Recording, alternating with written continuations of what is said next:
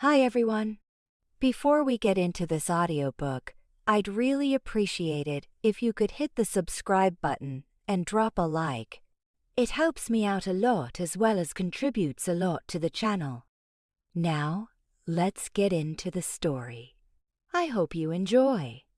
A tingle of anticipation charged the air, a groundswell of energy that pulsed beneath the silver moon packlands.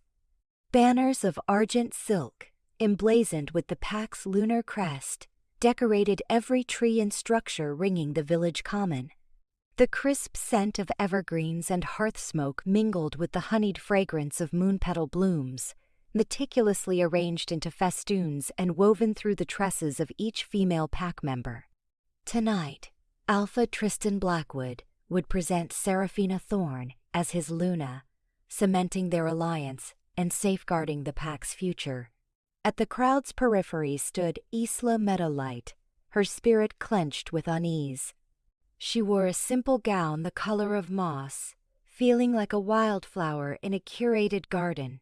The other women, bedecked in gleaming silver and elegant attire, threw covert glances her way, whispers trailing after her like persistent shadows. She knew their thoughts. Isla Meadowlight, daughter of a mere herbalist, didn't belong at such a prestigious occasion. An outsider, tolerated only for her mother's curative skills. A phantom drifting at the edges of their society. A flourish of horns, fashioned from polished elk bone, reverberated through the common, abruptly silencing the murmurs. The throng surged forward, eager for the spectacle.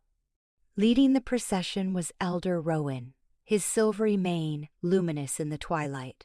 He bore the ancient moonstone, its surface alive with a gentle, unearthly luminescence, an emblem of the pack's spiritual connection. Behind him came Tristan, every inch the commanding alpha. His broad form stretched the fabric of his tailored black coat, and his dark hair was smoothed back from a resolute brow. He projected an aura of restrained power, a tacit promise of leadership and security. Beside him, Seraphina moved with feline grace. Her crimson gown cascaded around her like molten metal, and her dark eyes shone with ambition. Head held high, a queen surveying her realm, her fingers were entwined possessively with Tristan's.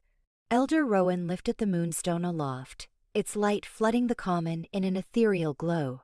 "People of the Silver Moon Pack," he proclaimed, his voice ringing with authority. "Tonight, we celebrate the joining of our Alpha, Tristan Blackwood, and his chosen Luna, Seraphina Thorn. May their bond bring resilience, affluence, and concord to our pack." A cheer erupted, a tidal wave of sound washing over Isla. She watched Tristan and Seraphina mount the dais erected at the common's heart. Tristan's expression was inscrutable, his gaze fixed on the masses. Seraphina, in stark contrast, radiated delight, basking in the adoration. She raised a hand, acknowledging the cheers with a queenly wave. "My people," she began, her voice amplified by subtle enchantment. "I am honored to stand beside Tristan as your Luna. Together, we will guide this pack to ascendancy. We will fortify our defenses, expand our territory, and ensure the well-being of every soul within the Silver Moon Pack." Her declaration met with another swell of approval. Elder Rowan stepped forward, holding a silver goblet filled with moon-petal wine. According to age-old custom, he announced, Tristan and Seraphina will now participate in the lunar ritual, consecrating their bond before the moon goddess. He presented the goblet to Tristan, who took a paya. Measured sip, his gaze sweeping the crowd. Then, he offered it to Seraphina, who emptied the cup with a dramatic gesture. A hush descended as the ceremony proceeded to the marking. Tristan turned to Seraphina, a hint of tenderness softening his features. "Seraphina," he spoke, his voice resonant and firm, I choose you as my Luna, my partner, and my equal. I pledge to safeguard you, to cherish you, and to lead this pack with you at my side." He bent his head, his fangs subtly extending, as he sealed her as his own with a kiss to her neck. A collective sigh of satisfaction rippled through the assembly. Seraphina closed her eyes, a triumphant smile gracing her lips. Isla felt a stab of something she couldn't quite name, a hollow ache within her. She knew Tristan hadn't selected Seraphina out of affection. It was a calculated alliance, a strategic maneuver to bolster the pack's standing. Seraphina's lineage was potent, affluent, and politically connected. Their backing would be invaluable in the years ahead. Yet, as Isla watched Tristan mark Seraphina, she couldn't dismiss the unsettling premonition that something was profoundly amiss. The atmosphere felt weighty, charged with an energy at once exhilarating and ominous. Though the rite continued, Isla found herself unable to concentrate. Her gaze wandered, seeking something undefined. Then, her eyes locked with Tristan's. For a fleeting instant, time seemed to suspend itself. The clamor of the crowd receded, the lights dimmed, and only the piercing connection between them remained. His eyes, typically guarded and aloof, swam with a raw, unshielded emotion that sent a jolt of awareness through her. It was a look of yearning, of regret, a reflection of the ache resonating in her own spirit. Then, as quickly as it surfaced, the moment vanished. Tristan's gaze hardened, his expression reverting to its carefully curated blankness. He turned back to Seraphina, placing a possessive hand at her waist. But the damage was done. Isla knew, with unwavering conviction, that something had irrevocably changed. The meticulously constructed facade of the Luna ceremony had fractured, revealing the tempestuous currents swirling beneath. She felt an undeniable pull, an unseen force drawing her to Tristan, both terrifying and irresistible. It seemed the moon goddess possessed designs of her own. As the celebration stretched late into the night, Isla stole away, unable to endure it a moment longer. She found herself drawn into the forest, guided by an unseen hand. Moonlight streamed through the canopy, casting long, dancing shadows. She arrived at a small glen, where a circle of ancient stones stood like silent sentinels. This was a locus of power, a place where the boundary between worlds thinned. Settling on one of the stones, her heart hammered in her chest. She closed her eyes, inhaling the cool night air. Then, she heard it. A voice, soft and ethereal, whispering her name. "Isla," it breathed. "Isla Meadowlight, the moon has chosen you." Her eyes snapped open. She scanned the surroundings, but she was alone. The voice, however, echoed in her mind, a haunting melody reverberating through her soul. With a chilling certainty, she knew its meaning. The moon goddess had favored her, not Seraphina, to be Tristan's mate. But how could that be? Tristan had already mocked Seraphina. He had pledged himself as her partner, her protector, her Luna. He was bound by tradition, by duty, by the expectations of his pack. How could he possibly defy the ancient laws, the sacred customs that had governed their lives for generations? And yet, the moon goddess had spoken, and her will, Isla knew, could not be denied. A web of fate and choice ensnared her, making her a pawn in a game far greater than herself. She didn't desire this. She didn't want to trigger strife and chaos. She only wished to remain inconspicuous, to retreat back into the shadows and live a quiet, unremarkable life. But the moon goddess had other machinations in motion.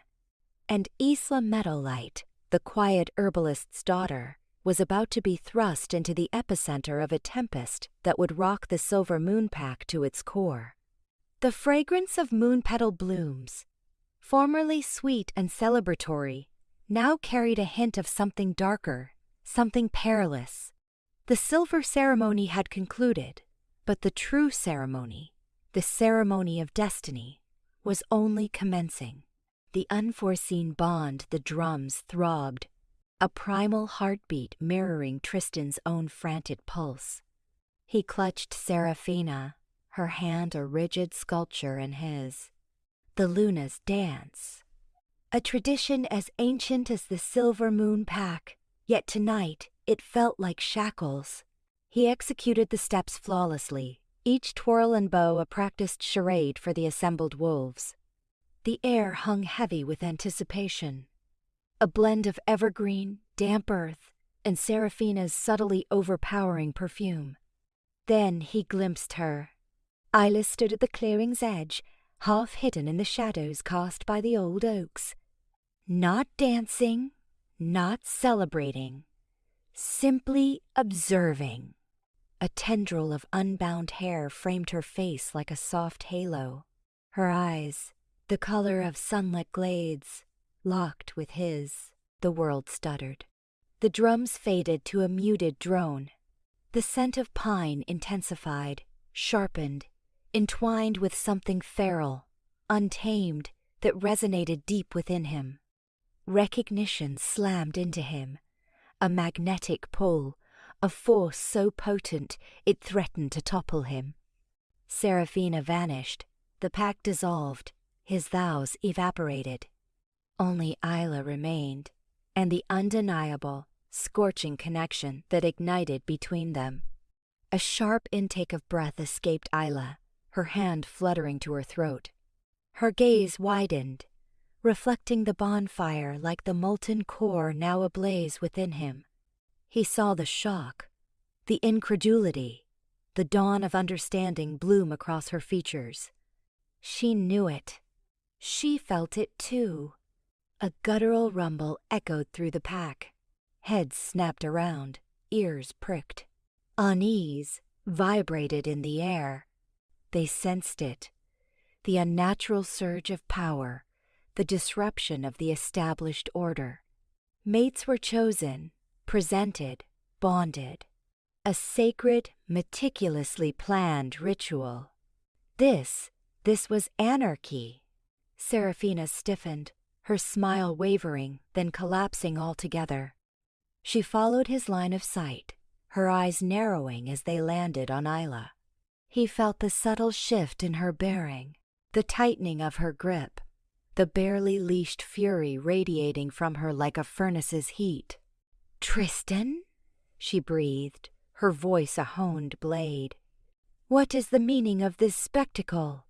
He couldn't answer, ensnared in the magnetic field of Isla's gaze, a prisoner of the wild, nascent bond between them. Every instinct shrieked at him to break the spell, to deny the impossible, to reaffirm his pledge to Seraphina and the alliance she secured. But his wolf, the primal beast within, roared in defiance, demanding acknowledgement, demanding her. With a Herculean effort, he wrenched his gaze from Isla, forcing himself to focus on Seraphina's face. Her beautiful features were now marred by suspicion and thinly veiled anger. The carefully crafted facade of composure began to fracture. "It's nothing," he rasped, his voice betraying the tempest raging within him. "Just the firelight, playing tricks on us." Seraphina remained unconvinced. He saw the doubt clouding her eyes, the questions gnawing at her pride. She knew him too intimately to accept such a flimsy fabrication. But she was, above all, a strategist.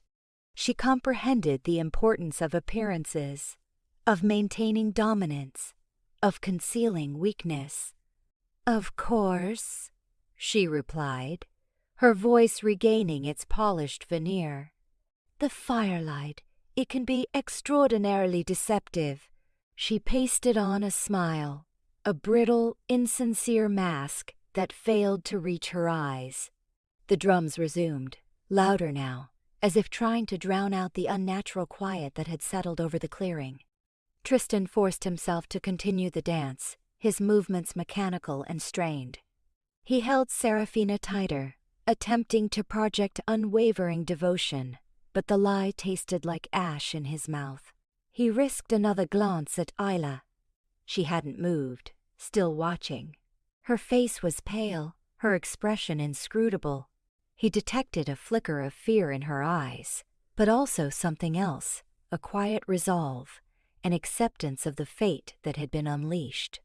The pack's unease intensified, palpable as a storm front. Whispers snaked through the crowd, hushed and frantic. He caught snippets of conversation, fragments of disbelief and conjecture. "Did you feel that tremor? Something's profoundly amiss. The bond is severed.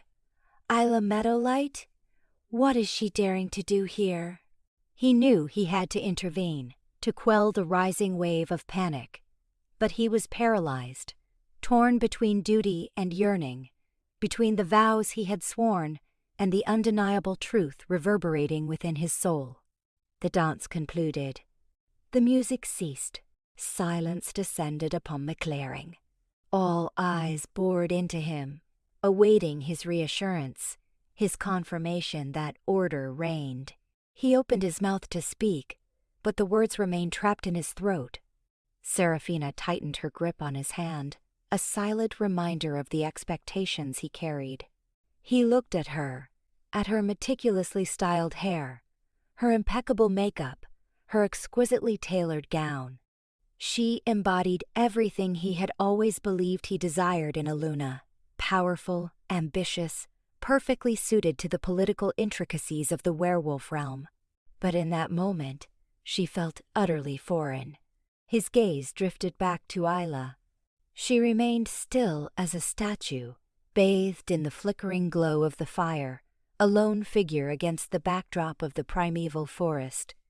She embodied everything Seraphina lacked: unbridled, genuine, and irrevocably real. The bond pulsed again, a searing surge that consumed him, demanding recognition, demanding choice. He knew, with a clarity that defied all logic, that his life had been irrevocably altered. The moon goddess had rendered her verdict, and her decree had shattered everything he thought he understood about himself, about his pack, and about his future. Torn between vow and soul lavender, and the reek of high-born expectation clung to Tristan, a suffocating perfume that battled the raw instincts churning within. Seraphina. The very cadence of her name, once a soothing balm promising stability for his people, now echoed like the clang of a jailer's key. He stood on the balcony, watching the celebratory bonfire paint the night sky with fiery hues. The steady thrum of drums offered no solace, a shallow rhythm against the frantic pulse in his ears. Down below, the pack celebrated, their carefree revelry a sharp counterpoint to the tempest raging within him. He should be among them, with his chosen Luna, cementing their alliance before the silver moon pack. Instead, Isla's wide, luminous eyes, caught in the dance of the moonlight, seared themselves onto the back of his eyelids. He squeezed them shut, trying to extinguish the memory, the electrifying current that had surged the moment their gazes met. Impossible! He could still conjure the whisper of her hand brushing his, the inexplicable magnetic pull that flouted logic and tradition. He was Alpha Authority personified, the embodiment of pack law.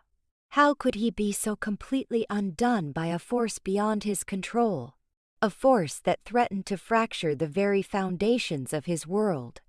The balcony door swung inward, revealing Elder Rowan, his presence a soothing draught in Tristan's inner hurricane. The old wolf moved with the quiet knowing of ancient pines.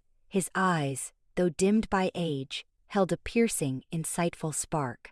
"Troubled, Alpha?" he rumbled, his voice a low resonance. Tristan pivoted, his jaw clenched tight. I can't fathom it, Rowan. I presented Seraphina. I marked her. It was supposed to be right. Rowan leaned against the weathered railing, his gaze tracing the dance of the flames. Right according to whom, Tristan? The dictates of custom? Or the whispers of the moon goddess? The question hung, thick with unspoken weight. Do not presume to understand what you cannot, Elder, Tristan snapped, the instinctive alpha authority surging forth. Rowan remained unperturbed. I have witnessed a score of Luna's dances, Tristan. I have seen the moon goddess bestow blessings and reroute destinies. The bond is not a simple transaction, a matter of political expedience. It is a primal force, untamed and unpredictable. He paused, his aged eyes locking with Tristan's. Tell me, Alpha, what did you see reflected in Isla Meadowlight's eyes? Tristan looked away, shame burning like acid. Nothing. A spark, a momentary distraction. Rowan chuckled, a dry rustling sound. Do not attempt to deceive yourself, Tristan. You may be Alpha, but you cannot command the truth that resides within your own heart. The pack felt it. Seraphina felt it. Denial will only allow it to fester, to poison. What am I meant to do? Tristan finally conceded, his tone laced with raw desperation. I gave my word. I pledged myself to Seraphina. The pack hinges on this union. It needs her family's clout. And what of your needs, Tristan? Rowan countered, his voice gentle but firm. What of the mate the moon goddess has chosen for you? The enormity of his obligations, of his solemn vow, bore down on him, threatening to crush him. There is no path, Rowan. There cannot be. I made a promise. Rowan sighed, his shoulders slumping slightly. A promise spoken before the moon goddess unveiled her true will. Choose carefully. Tristan, the choice you make now will determine the fate of the Silver Moon Pack. A forced bond is a fragile bond, and a faltering Alpha invites challenge. He straightened from the railing. The decision resides with you, Tristan. But know this. Denying your soul exacts a steep price. A price neither you nor the pack may be able to afford. Rowan departed, leaving Tristan adrift in the storm of his own making. The bonfire snapped and popped below, the flames a chaotic reflection of the inferno consuming him. He had to speak with Seraphina. He owed her that much. He located her in the great hall, surrounded by a flock of admirers, her laughter cascading through the vaulted space. She was resplendent, luxuriating in the warmth of her elevated status, her eyes gleaming with ambition and triumph. The sight of her, so confident, so self-assured, only amplified his guilt. He approached her, forcing a semblance of a smile. Seraphina, may I steal a moment? She turned, her smile broadening. Tristan! Of course, darling. Excuse us, everyone. Linking her arm through his, she guided him toward a more secluded alcove. Everything is perfect, isn't it? Precisely as we envisioned. He hesitated, the words catching in his throat. Seraphina, there's something I must tell you. Her brow furrowed almost imperceptibly. Is everything all right? You seem distant, preoccupied. He took a steadying breath. During the Luna's dance I experienced something. He couldn't bring himself to utter Isla's name, to vocalize the impossible connection. Seraphina's smile wavered, then vanished. Something? What precisely are you alluding to? Her voice hardened, edged with a glint of steel. Are you questioning our bond, Tristan? After all we have sacrificed to achieve this. No, it's not that, he countered quickly, attempting to diffuse her rising anger. It's merely a sensation. A fleeting impression. A sensation, she repeated, her eyes narrowing like those of a predator. Tristan, you are the Alpha. You cannot afford the indulgence of such frivolous sensations. Our union transcends mere affection. It is about power, about securing the future of our pack. Do not risk everything on fleeting sentimentality. Her words struck him like a physical blow, a stark reminder of the weight of his obligations.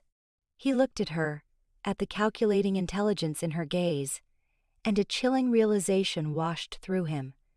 She didn't love him. She craved the position he held, the power he commanded. He was a pawn, a stepping stone toward her own lofty aspirations. He disengaged his arm from hers. I require time to consider all of this, Seraphina. Her eyes flashed with anger. Time? We have no time, Tristan. The pack is scrutinizing our every move. They require a display of unwavering unity. You will not undermine me. Tristan, I will not permit it. He stared at her, his heart throbbing with a pain he could scarcely comprehend. He was ensnared, trapped between duty and longing, between the woman he had sworn to cherish and the woman his very soul recognized. He stood divided between his vow and the truth of his spirit, and the choice he was about to make would irrevocably alter not only his own destiny, but the fate of the entire Silver Moon pack. Accusations in the moonlight, an ethereal glow clung to the pack assembled on the freshly tilled training grounds. Remnants of the celebratory feast clinging to the air long after its conclusion. Laughter and boisterous camaraderie had ebbed away as Seraphina, a vision in a silver gown that seemed spun from captured moonlight, claimed the center. Tristan remained a brooding counterpoint at her side, clad in dark leather. His jaw a rigid line, his gaze fixed on some distant point, hinting at inner turmoil. Near the sewing pines, Isla stood apart, a leaden weight settling in her stomach. She'd longed to disappear into the sanctuary of her cottage, but pack law, unspoken yet absolute, had compelled her presence. She feigned attendance to honor Tristan, her alpha, masking the raw ache blooming within her, the defiant pull that threatened to shatter her carefully constructed facade. Seraphina lifted her hands, instantly silencing the remaining whispers. Her voice, amplified by unseen forces, sliced through the night, as brittle and clear as fractured crystal. My cherished pack, she began, each word coated in cloying sweetness. Tonight marks a celebration of unity. Alpha Tristan has chosen his Luna, partner, his destiny. Polite applause rippled outwards, a hesitant acknowledgement that lacked genuine warmth. Isla noticed the averted gazes, the subtle discomfort radiating from some, a silent testament to the unsettling tension permeating the air. Seraphina's smile lacked all mirth. Yet, she continued, her tone shifting, the sweetness replaced by a sharp tang of bitterness. A shadow lurks, threatening to corrupt this sacred bond. A malignancy seeking to undermine the Alpha's reign and fracture our pack's harmony. A shiver traced a cold path down Isla's spine. She knew, with a sickening certainty, where Seraphina's words were aimed. Stealing a glance at Tristan, she saw only an impenetrable mask of controlled rage. Seraphina's gaze flicked towards the clearing's edge, her eyes locking on Isla like a predator sighting its prey. Some amongst us, she declared, venom lacing each syllable, believe they can subvert fate, manipulate the threads of destiny to gratify their own ambitions. Some believe they can employ forbidden arts to enthrall the Alpha's heart, to steal what is rightfully mine. A collective gasp swept through the gathering. Every eye swung towards Isla, pinning her beneath a weight of scrutiny. The color drained from her face, her hands trembled violently, and breath hitched in her throat. She yearned to deny the accusations, to proclaim her innocence, but her voice failed her. "Isla Meadowlight," Seraphina's voice boomed, thick with self-righteous fury. "I accuse you of practicing dark magic, of employing enchantments and potions to bewitch Alpha Tristan and seize my destined role as Luna of the Silver Moon Pack." The air crackled, thick with apprehension. Accusations of dark magic carried the weight of a death sentence, punishable by banishment, or worse. Whispers spiraled and intensified, a chorus of fear and suspicion. Dark magic? Ayla? But she's just a healer. Isla's heart hammered against her ribs, each beat a frantic drum. She felt the crushing burden of their judgment, the animosity burning in their eyes. She saw doubt clouding the faces of lifelong friends. Even her father, Elder Rowan, regarded her with a complex blend of concern and disbelief. Tristan remained a silent spectator, his gaze unwavering on Seraphina. His stillness was more terrifying than any display of emotion. Isla couldn't penetrate his thoughts, unable to discern whether he believed the accusations or merely awaited the quote, unfolding drama. "These are grave accusations, Seraphina," Elder Rowan interjected, his voice measured yet firm. "Do you possess evidence of these enchantments?" A cruel, triumphant smirk played upon Seraphina's lips. "Indeed, Elder. I have witnesses who have observed Isla brewing suspect concoctions deep within the woods, muttering incantations under the cloak of trees. They claim to have seen her slipping potions into Tristan's drinks, weaving spells under the silvery gaze of the moon." A handful of wolves hesitantly stepped forward, their faces contorted with apprehension. They mumbled about strange herbs, hushed chants, and peculiar events surrounding Ayla's cottage. Fabrications, all lies, meticulously crafted to bolster Seraphina's scheme. A wave of fury washed over Ayla, a defiant fire ignited against the blatant injustice. "That's a lie!" she exclaimed, her voice cracking with raw emotion. "I am a healer. I utilize herbs and natural remedies to aid our pack. I have never delved into dark magic." Seraphina responded with a cold, derisive laugh that echoed through the clearing. "Then explain your unnatural pull over the Alpha, Isla. Explain his gaze, the undeniable connection that binds you. It defies nature. It reeks of dark magic." Chaos erupted within the pack. Accusations flew, fueled by terror and prejudice. Some rallied to Isla's defense, recalling her compassion and healing prowess. Others condemned her, blinded by Seraphina's deceptions and their own ingrained biases. Isla felt utterly forsaken, abandoned by her community. The weight of their judgment threatened to suffocate her. She sought Tristan's gaze, silently pleading with him to defend her, to refute the lies. But he remained an impassive figure, as resolute as a stone effigy. Tears streamed down Isla's face. She was innocent, a victim of her own forbidden affections for Tristan affections she had desperately tried to suppress. A love that had now become her undoing. The pack she had always considered her family had become her persecutors, embracing the falsehoods spun by a newcomer. Seraphina reveled in Isla's despair, her scheme bearing fruit. She had successfully alienated her rival, securing her own position as Luna. She had masterfully manipulated their fears and prejudices to her advantage. "The Alpha must decide," a voice thundered from the crowd. The Alpha must deliver judgment. All eyes converged on Tristan, awaiting his verdict. The fate of Isla Meadowlight, and potentially the destiny of the Silver Moon Pack, rested upon his shoulders. The burden of his responsibilities, his pledge to Seraphina, and the undeniable truth echoing within his heart waged a fierce internal battle.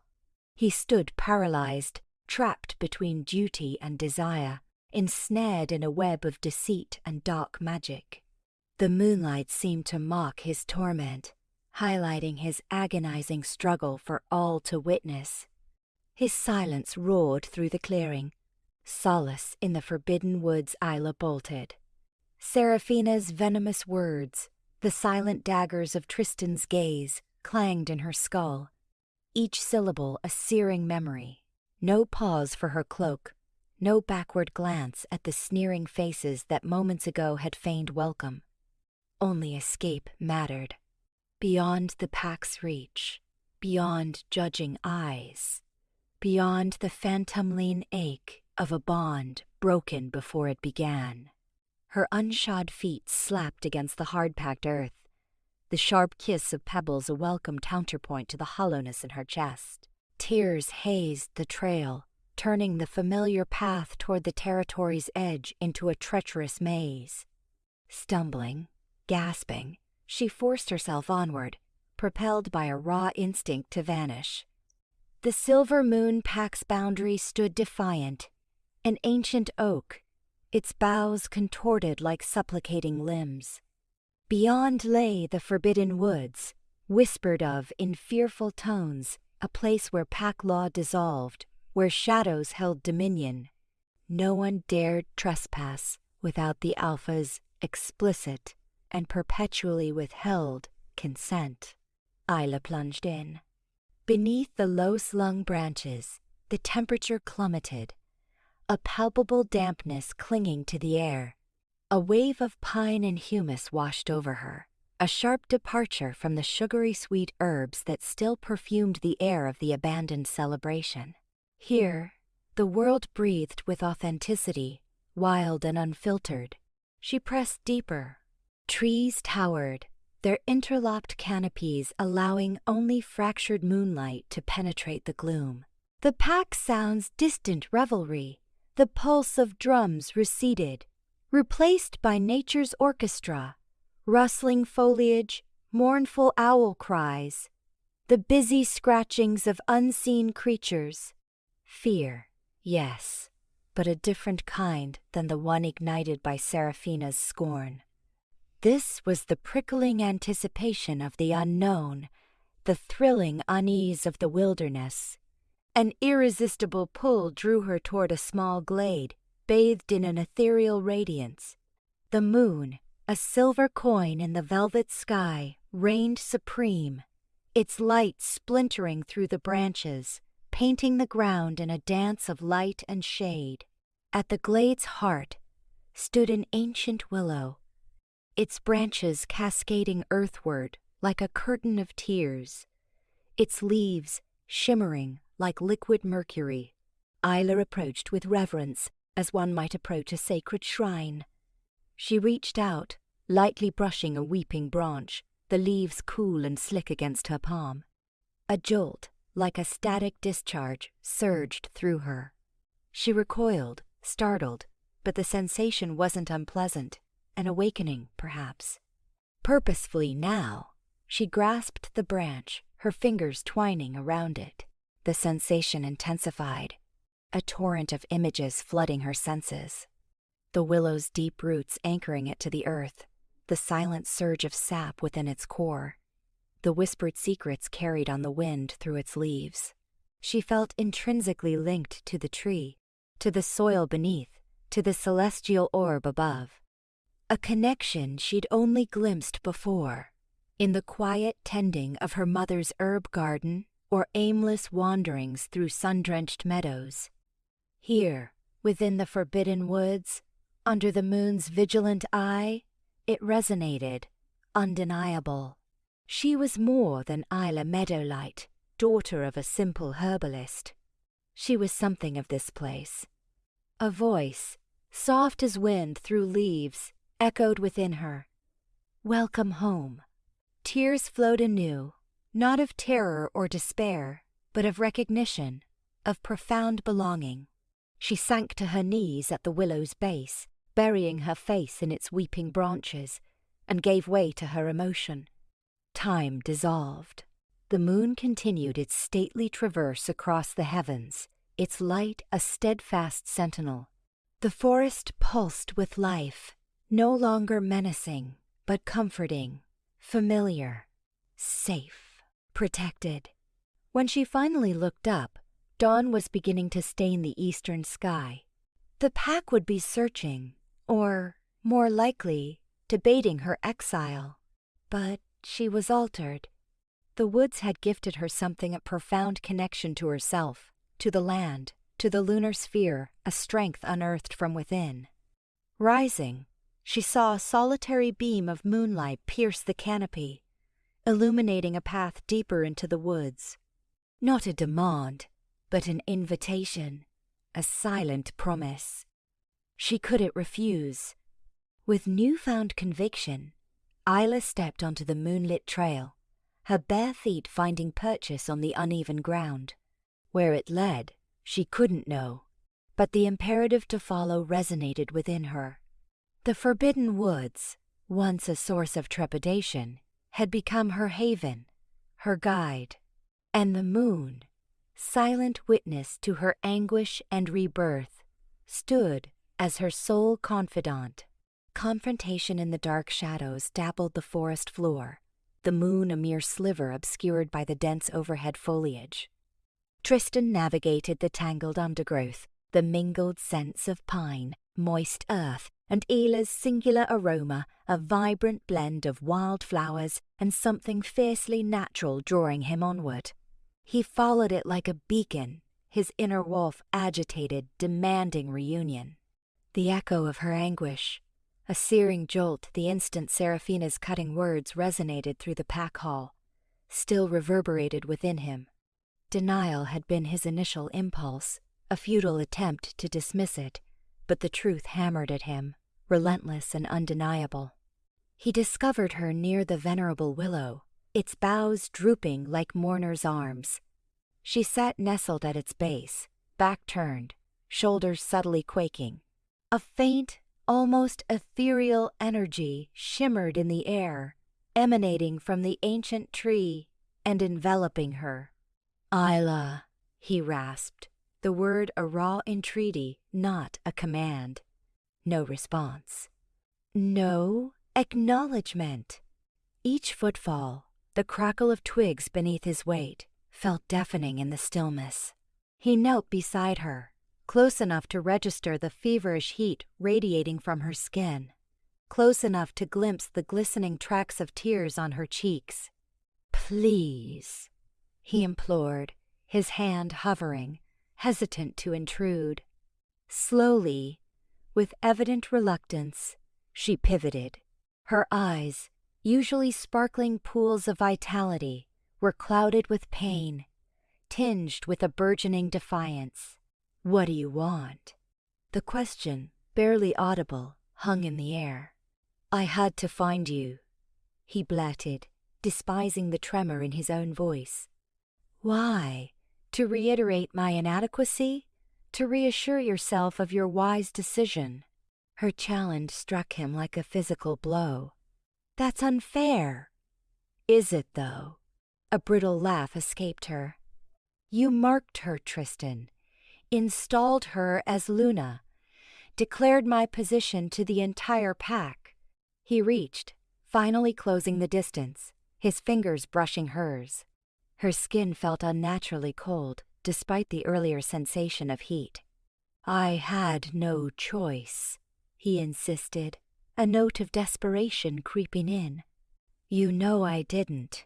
It was expected, prescribed, unavoidable." She recoiled, her movements sharp, dismissive. Unavoidable for whom? The pack? Some dusty tradition? Or you, to safeguard your authority, cement your status? He surged to his feet, pacing with contained energy. The atmosphere throbbed with unspoken grievances, the palpable tension between them a living thing. "Do you imagine I'm immune to this?" he demanded, his voice gaining volume. "That witnessing your pain doesn't tear me apart? That I don't recognize my role in it?" "Do you?" she countered softly, her tone betraying an aching vulnerability. "Because I see you fulfilling obligations, playing the designated part. I see no torment, Tristan, just acquiescence." He froze, his chest constricted by a pain mirroring her own. "That's untrue," he managed, barely above a whisper. "You know it." "Then illuminate me," she pressed, her eyes locked on his. "Tell me your truth. Explain your presence here. Tell me what flickered between us that night, before everything shifted. Tell me why this inexplicable pull, this undeniable connection, refuses to release me." He squeezed his eyes shut, wrestling the tempest inside. The words were locked behind a barrier of duty, threatening to shatter the foundations he had painstakingly constructed. Yet, lying to her felt equally impossible. The time for subterfuge having passed. Opening his eyes, the filtered moonlight illuminated the raw emotion etched on his face. "I don't know," he confessed, his voice thick with anguish. "I can't explain it, but in your presence I feel whole, as if a missing piece, a fragment unknown even to myself, has been restored." A subtle intake of breath, her eyes widening almost imperceptibly. "And Seraphina?" the query whispered. He averted his gaze. "Seraphina represents accountability, obligation, a strategic alliance necessary for the safety and continued prosperity of our people." "But not your heart?" she persisted, a thread of fragile hope woven into her words. He swiveled back, pleading etched into his features. "I pledged myself, Isla," he said, his voice hoarse. "I vowed to secure my pack's future, regardless of the personal toll." "And mine?" she fired back, her voice trembling. "What of the moon goddess's will? What of this inescapable bond?" He closed the gap, kneeling before her once more. Gently, reverently, he framed her face with his hands, his thumbs tracing the delicate curve of her cheeks. "I'm lost," he admitted, his voice raw, exposed. "Divided between obligation and this unshakable connection, this impossible feeling." "Then choose, Tristan," she implored, her eyes burning into his. "Choose what holds true value. Listen to your heart." He stared, his gaze a vortex of conflicting emotions.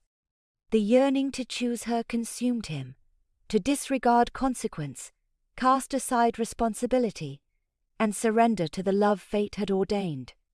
But the price, the vow, the pact. He slowly lowered his hands, retreating. "I can't," he declared, the words imbued with agonizing finality. "I cannot choose you, Isla. I am sorry." Tears welled, shimmering, but no sound escaped her. In their place, a look of profound understanding, a quiet sorrow that spoke volumes. She knew, understood the weight he carried, the choices he would inevitably make. He pivoted, each step away a fresh laceration to his soul. He left her enveloped in the encroaching darkness, in the company of the ancient willow and the unvoiced love destined to haunt their days. The forest closed in, shadows lengthening, the oppressive silence amplifying his agony. He was Alpha, bound by covenant, burdened by legacy, yet also simply a man, torn irrevocably.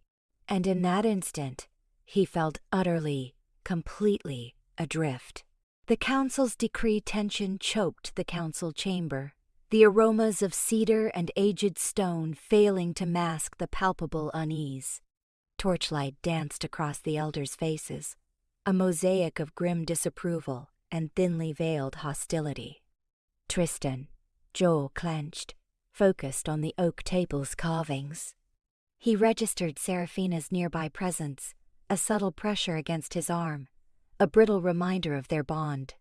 Dorn, Seraphina's uncle, broke the silence with a deliberate cough. "Alpha Tristan," he began, his voice a smooth baritone. "We are gathered to address the disturbance within our ranks." A pregnant pause followed, his gaze traversing the assembled council. "The difficulties stemming from Isla Meadowlight's continued presence." Tristan's fists tightened. It was inevitable. He had felt the tremors of dissent, the pointed looks, the creeping shifts in allegiance. Seraphina had orchestrated it masterfully, sowing seeds of trepidation and exploiting the council's anxieties surrounding tradition and the established order. "The moon goddess has graced our Alpha with a Luna," Thorn proclaimed, his gaze fixed on Seraphina. "A Luna of unimpeachable lineage and unwavering devotion. Yet this girl persists, a shadow across our future." A low rumble of agreement and objection stirred the air. Tristan's gaze flickered to Rowan. Isla's father, whose slumped posture and bowed head conveyed utter defeat. The man appeared ancient, lines deeply etched, his eyes devoid of their former sparkle. Seraphina shifted beside Tristan, her voice a silken thread cutting through the atmosphere. "Esteemed elders, this transcends personal feelings. This concerns pack unity, ensuring the Silver Moon Pack's strength and endurance for generations to come." Her words, carefully calibrated, dripped with manufactured concern and conviction. She knew their weaknesses, how to weaponize their fears, cloaking her ambitions in selfless dedication. Malachi, a wizened elder with flinty eyes, rasped next. "The ancient paths are the strong paths. We have always chosen our Luna, based on blood and heritage, bolstering our bloodline. This divergence imperils the very bedrock of our pack." Tristan felt the weight of their expectations, the crushing pressure of their disapproval. He had sworn a solemn oath to Seraphina, to his pack. Yet, Isla's haunted face seared his memory, the stark devastation in her eyes. He had condemned her, betrayed their connection, all for the sake of duty. He moved to speak, to defend Isla, to beg for understanding. But Seraphina's hand tightened on his arm, a wordless warning. Her eyes locked with his, a complex tapestry of entreaty and steel. "Tristan," she breathed, barely audible. "Show them strength. Prove your worth." The words died in his throat. He was ensnared, torn between his heart and his obligation, between the woman he cherished and the pack he was sworn to protect.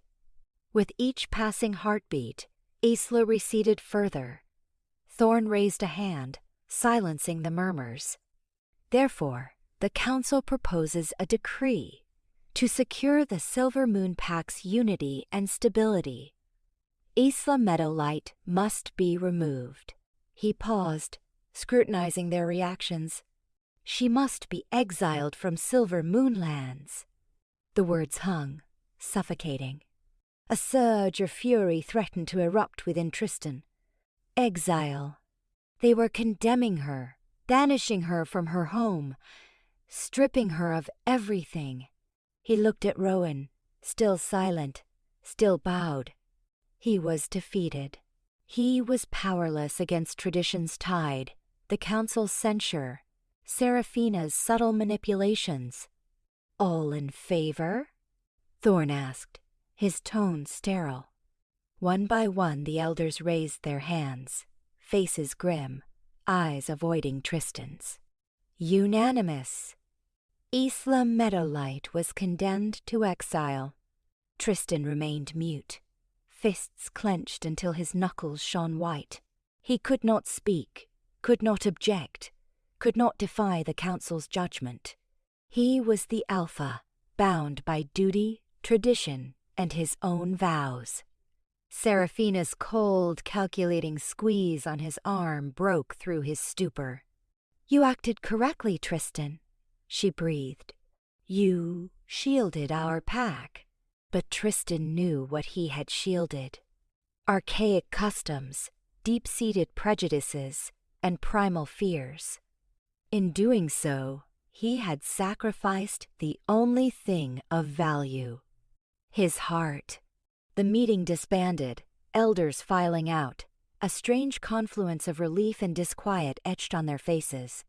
Tristan remained, fixed on the empty table, the enormity of his decision a physical weight. He had condemned Isla to exile, and in so doing, condemned himself to a lifetime of remorse. Rowan approached, his eyes reflecting quiet sorrow. "Alpha," he whispered, "I comprehend your position, but ensure her safety, I beg you. See to her needs." Tristan nodded, mute. He would move mountains to protect Isla, even defying the council's decree. He would sustain her, but he could never restore what he had stolen: his love, his fealty, his unwavering devotion. As Rowan turned to go, Tristan found his voice raw with torment. "Rowan," he cracked, tell her I am sorry." Rowan paused, his shoulders sagging. "She already knows, Alpha," he replied, his voice barely there. "She always knew." He turned and walked away, leaving Tristan alone in the echoing chamber, the crushing weight of his choices, the sharp tang of regret heavy in the air, as the scent of cedar and stone did little to mask its presence. The moon remained veiled behind impenetrable cloud cover, mirroring the encroaching darkness consuming Tristan's soul. Shadows on the border. The first warning came as a subterranean shiver, a subtle tremor that resonated more in the bones than the ears. It was the earth itself murmuring a caution through the deep roots of the ancient sentinels guarding Silver Moon territory. The second arrived on the wind, a harsh, alien tang, the unmistakable stench of rogue wolves. Tristan, wrestling with dissent in the council chambers after Isla's banishment, registered the change immediately. He straightened, a primal alarm searing through him. "Rogues," he rumbled, the single word enough to silence the squabbling elders. "Any confirmed sightings?" A young warrior, barely past his first shift, hurried forward, his face ashen. "Nothing definitive, Alpha. Just a wrongness in the air. The forest feels tainted." Before Tristan could respond, a savage howl tore through the stillness, a defiant challenge that mirrored the pack's rising dread. It was answered by others, a chorus of aggression closing in. "Seraphina," Tristan said, turning to his newly chosen Luna. "Rally the warriors, prepare the defenses. They'll probe our strength first." Seraphina, perched regally at the table's head, a position she clearly savored, stiffened. Her silver gown caught the dim light, reflecting a calculating gleam. "At once, Tristan. I will oversee it personally." Yet, her eyes betrayed a flicker of doubt. Her life within the pack had been largely confined to the gilded cage of her family's influence. Strategy and combat were academic exercises, not ingrained responses. Tristan saw her fear, quickly concealed behind a veneer of practiced poise. He stifled a sigh. This was the Luna he had selected, the Luna the council had all but dictated. He had to trust her, even as his instincts screamed against it. He barked orders to Liam, his beta, tasking him with bolstering the patrols and fortifying the vulnerable western edge. Then he addressed Seraphina once more. "Your commands, Luna?" he pressed, wanting to witness her rise to the occasion. Seraphina hesitated, her perfectly arched brow creased. "Dispatch an advance team," she managed, her voice lacking authority. "To gauge their numbers." "Already underway, Luna," Liam interjected, his tone carefully deferential, yet his eyes held a shadow of concern. "They haven't reported back." Seraphina's carefully constructed composure frayed. Then send another, a larger force." Tristan's jaw tightened. Hurling more wolves blindly into danger was reckless.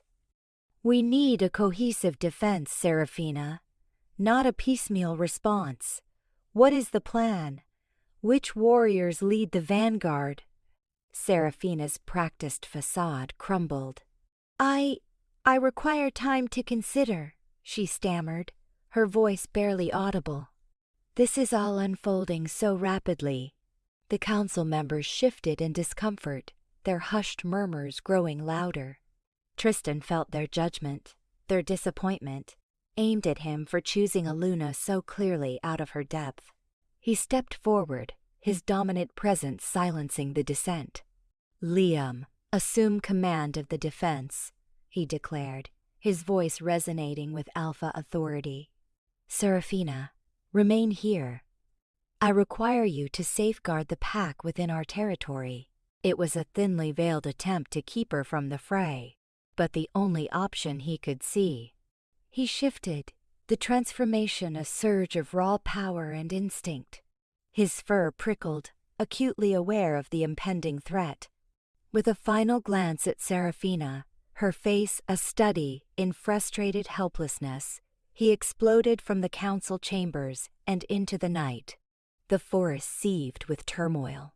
The air thrummed with the coppery tang of blood and the sharp scent of terror. He could hear the savage snarls and guttural growls of battle, the sickening crack of shattering bone. The invading pack was larger than anticipated, a ravenous horde of muscle and malice, driven by desperation and a lust for territory. They were testing Silvermoon's resolve, probing for weaknesses. He found the border patrol in a desperate melee, overwhelmed and outmatched. Their silver coats were slick with crimson, their eyes wide with panic. Tristan unleashed a roar, a challenge that reverberated through the trees, drawing the attention of the rogue leader, a hulking, scarred brute, with eyes like burning embers. The rogue leader lunged, fangs bared, aiming for Tristan's throat. Tristan sidestepped, his own teeth snapping, and met the attack head-on. The impact rattled him. He was stronger, quicker, fueled by his duty to protect his pack, but the rogue was driven by primal necessity. The conflict erupted in a whirlwind of fur and claws. Tristan fought with the fury of a caged beast, carving a path through the rogues, shielding his packmates. But he could feel them losing ground. The invaders were relentless, their numbers seemingly infinite. He cast a glance toward the protected lands, a wave of protectiveness washing over him.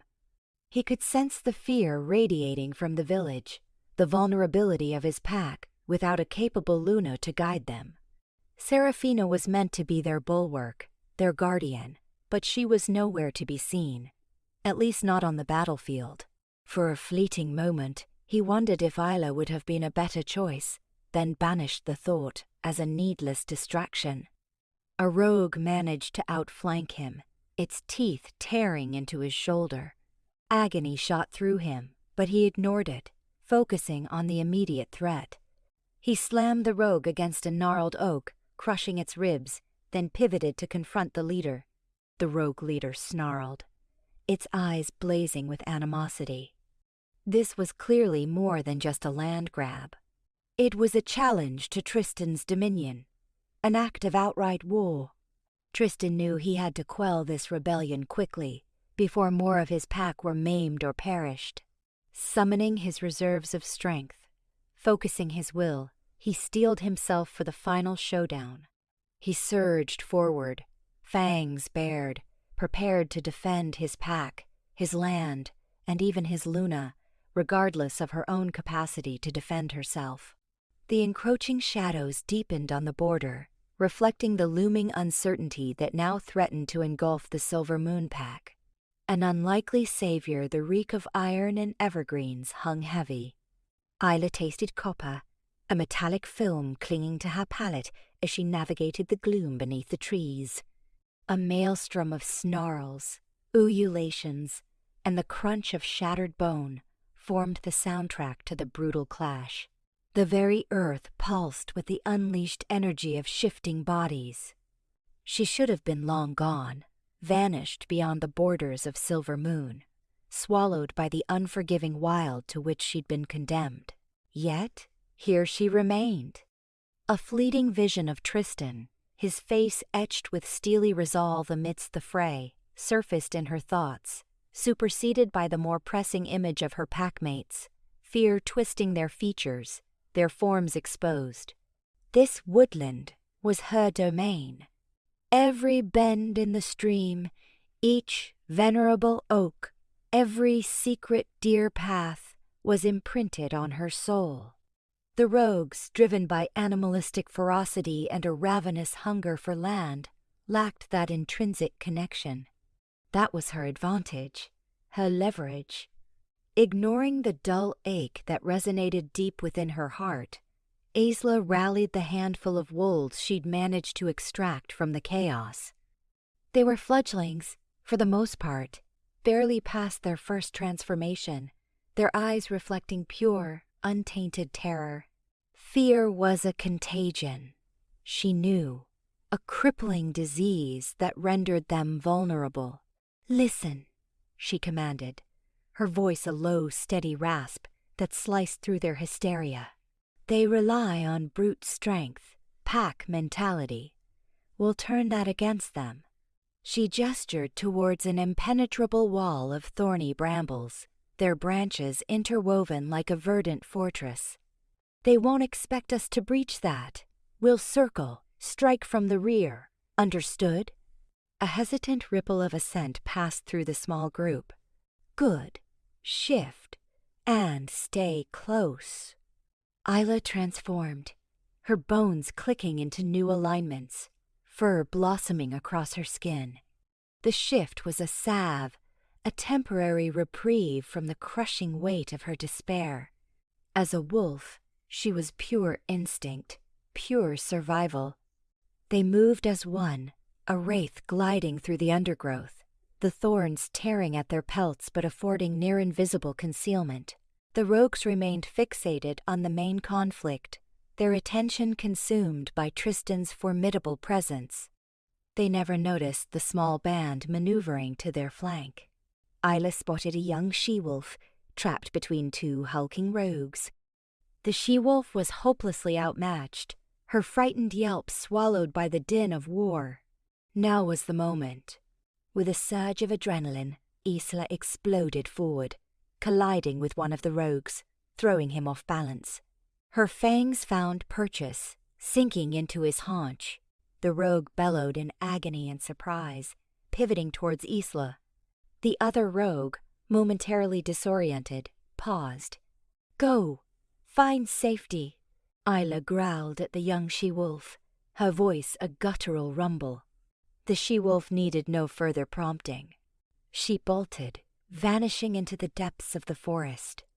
Now it was 2 against 1. Isla was smaller, more lithe than the rogues, but she possessed greater speed, superior agility. She evaded their clumsy lunges, exploiting the terrain to her advantage. She knew the forest intimately, every root, every hollow.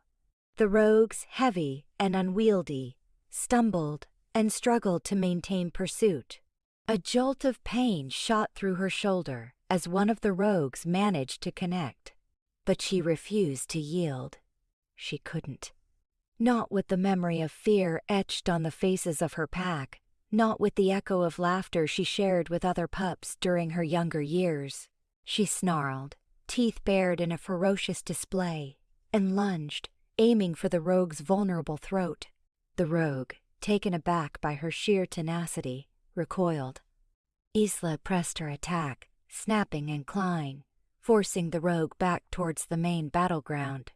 Emboldened by her courage, her packmates joined the fray, overwhelming the remaining rogue. The balance was shifting, slowly, inexorably. She pulled back, her body screaming in protest, her fur plastered with gore and earth. She noticed another wave of rogues converging on a small knot of pack members, encircling them like predators closing in for the kill. Among them, she recognized Elder Rowan, his fur faded to silver, his gait slow and faltering. Without a second thought, Isla sprinted towards them, unleashing a defiant howl. The rogues, startled by her sudden reemergence, hesitated, giving the pack members a chance to regroup. "Get Rowan clear," she rasped, her voice ragged. "I'll hold them back." Two younger wolves immediately moved, assisting Rowan away from the escalating conflict. Isla faced the rogues, her gaze blazing with unwavering defiance. They were larger, more powerful, greater in number, but she felt no fear. She had already lost everything. Doubt flickered across the rogue's eyes, her unwavering determination unnerving them. They had heard the whispers of the exiled she-wolf who was one with the forest, the one who could fade into the shadows as if she were a phantom. Was she truly banished? Or was this an elaborate trap? One of the rogues lunged, shattering the stalemate. Isla met him head-on, fangs bared, claws extended. The skirmish was savage, unremitting. Yet Isla stood firm, shielding the retreat of her packmates. From the corner of her vision, she saw Tristan, his silver coat crimson with blood, his eyes burning with raw, unbridled fury, carving a path through the rogue ranks. He was a force of nature, a tempest of teeth and claws. He was fighting for his pack, for his home, for the woman he had chosen to love. But as their eyes locked, just for the briefest instant, she detected something else in his expression. A spark of acknowledgement, a shadow of remorse, and something akin to thankfulness. The flicker of emotion was a pinprick of warmth in the frozen desolation of her heart, but she ruthlessly extinguished it. Gratitude was a paltry offering, especially after everything. The rogues, witnessing their vanguard fall, began to waver. Their assault lost its momentum, their numbers dwindling as they melted back into the forest's depths. The battle was theirs, for now, at least. Isla stood gasping for air, her body quivering with exhaustion, her fur a tangled mess of blood and dirt.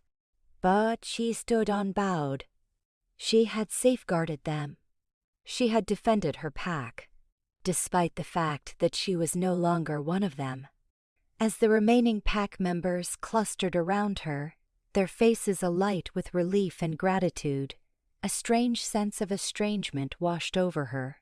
She had acted out of duty.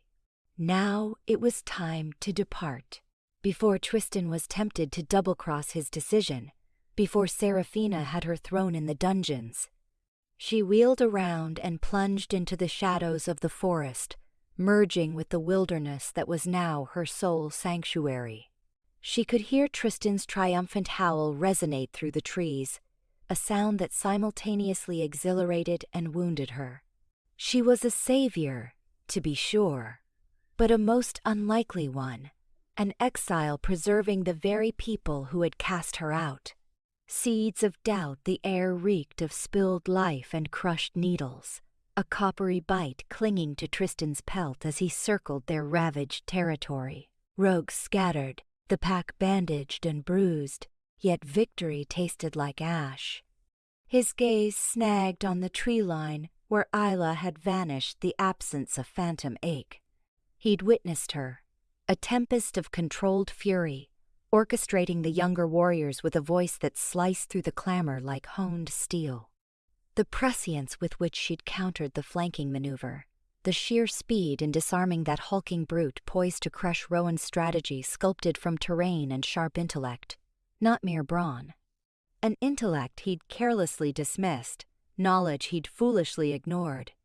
Seraphina, meanwhile, had remained within the safety of the pack-house walls, attending to the injured with detached competence, regal and unruffled, the Luna he'd chosen. But the contrast her composed serenity against Isla's untamed fire was a jarring dissonance. He discovered Seraphina near the improvised infirmary, her silver gown pristine despite the gore. She daubed antiseptic on a young she-wolf's wound, a delicate frown creasing her brow. "How fare the injured?" Tristan's voice rasped. Violet eyes, cool and assessing, flicked upwards. "Recovering, due to our warriors' courage and your leadership, naturally, Tristan." The cadence was measured, almost rote. He nodded, praise turning to dust on his tongue. "They fought bravely, especially considering." He trailed off, reluctant to speak Isla's name aloud. Seraphina's lips thinned, a fleeting tightening. "Considering what, Tristan?" "But a banished rogue breached our borders and shattered the very peace we labor to maintain." He winced. "She aided in the defense, Seraphina. You witnessed it yourself. She saved lives, and then melted back into the shadows, a testament to where her true loyalties lie." Seraphina retorted, her voice hardening to flint. "Don't allow sentiment to cloud your judgment, Tristan. She defied our laws, challenged your dominance. She is a menace." He turned away, the argument stale and wearying. "Is that truly what you believe?" "It is what I understand," Seraphina insisted, her tone sharp as shattered glass. She closed the distance, her fingers settling on his arm. "You are Alpha now, Tristan. You bear responsibilities. You swore an oath to safeguard this pack, to uphold its tenets. Do not let one transgression derail you." He stared at her hand, the touch strangely devoid of warmth. "Tenets that condemn an innocent woman to exile?" Seraphina's eyes flashed with contained fire. "Innocent? She scorned the moon goddess, rejected the bond itself." She paused, inhaling deeply. "She complicated matters, Tristan. And you resolved them. You made the proper decision." "Did I?" The question slipped out, an unguarded whisper heavy with doubt. Seraphina's grip tightened. "Do not utter such things. Not after all this. We are bound, Tristan. Our fates are intertwined. Do not permit her to poison your mind with her fabrications." He recoiled, the word fabrications echoing in his mind. Had he been deceived? By Isla? Or by his own desire for comfort? By everyone surrounding him, each voice a careful note in a calculated composition meant to drown out the truth echoing in his soul. He left Seraphina, the infirmary, the injured, the pack itself, desperate for clear air. For a moment unburdened by weighing thoughts. He drifted toward the training grounds, the familiar scent of turned earth and exertion a meager solace. He picked up a practice blade, its weight solid and grounding. He engaged an imaginary foe, his movements precise, economical, yet absent the spark, the ferocious belief he usually commanded. Each block, each parry, each thrust conjured visions of Isla, her blazing stare, the bared teeth as she snarled defiance at a rogue, the way she traversed the forest like a wraith, an extension of the ancient wood. He saw the astute intelligence in her expression, the strategic brilliance that had confounded the attackers, the unwavering allegiance she displayed toward the pack, even after they expelled her. He let the sword fall, the metallic clang puncturing the sudden quiet. He sank to his knees, burying his head in his hands. What had he wrought? What was he still doing? He had chosen obligation, tradition, security, but at what price? The moon goddess had chosen Isla. He felt it to his core. A deep primeval resonance beyond logic, beyond rationale, transcending mere custom. He had refuted that connection, denied his destiny, and in so doing, had he condemned himself, his pack, and Isla to a life of desolation. He pictured Seraphina, her ambitious drive, her meticulously crafted persona. He held no doubt concerning her allegiance to the pack, but her motivations felt too calculated. She hungered for dominion, power, influence. And he, Tristan Blackwood, Alpha of the Silver Moon Pack, had willingly offered it to her on a platter of polished silver. He rose, jaw clenched, newfound determination hardening his features. He had pledged to safeguard Isla, a secret vow breathed into the wind as she disappeared into the darkness. He would honor that vow, even if it meant defying all he'd ever known. He could not retrieve her. Not yet. Seraphina and the elders would never permit it. But he could secure her safety, her well-being. He could exploit his position, his authority, to shield her from afar, to watch over her, to await the opportunity to make amends. He would plant the seeds of dissent, sow discord among those who sought to manipulate him, to control him. He would appear to embody the dutiful alpha, the devoted mate, but beneath the surface, he would be working to unravel the very foundations of the society that had compelled him to betray his heart. He would engage in their games, but he would dictate the rules.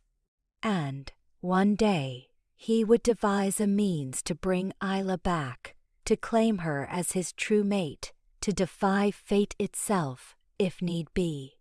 The conviction solidified within him, a flickering ember of hope within the desolation of his soul. He would not release her. He could not. The pack's outdated conventions, Seraphina's ambitions, none of it held any consequence. Only Isla remained paramount. Only the bond mattered. And he would fight for it, with every breath, until his last. A web of treason Seraphina swirled the crimson wine, firelight dancing in the predatory gleam of her emerald eyes.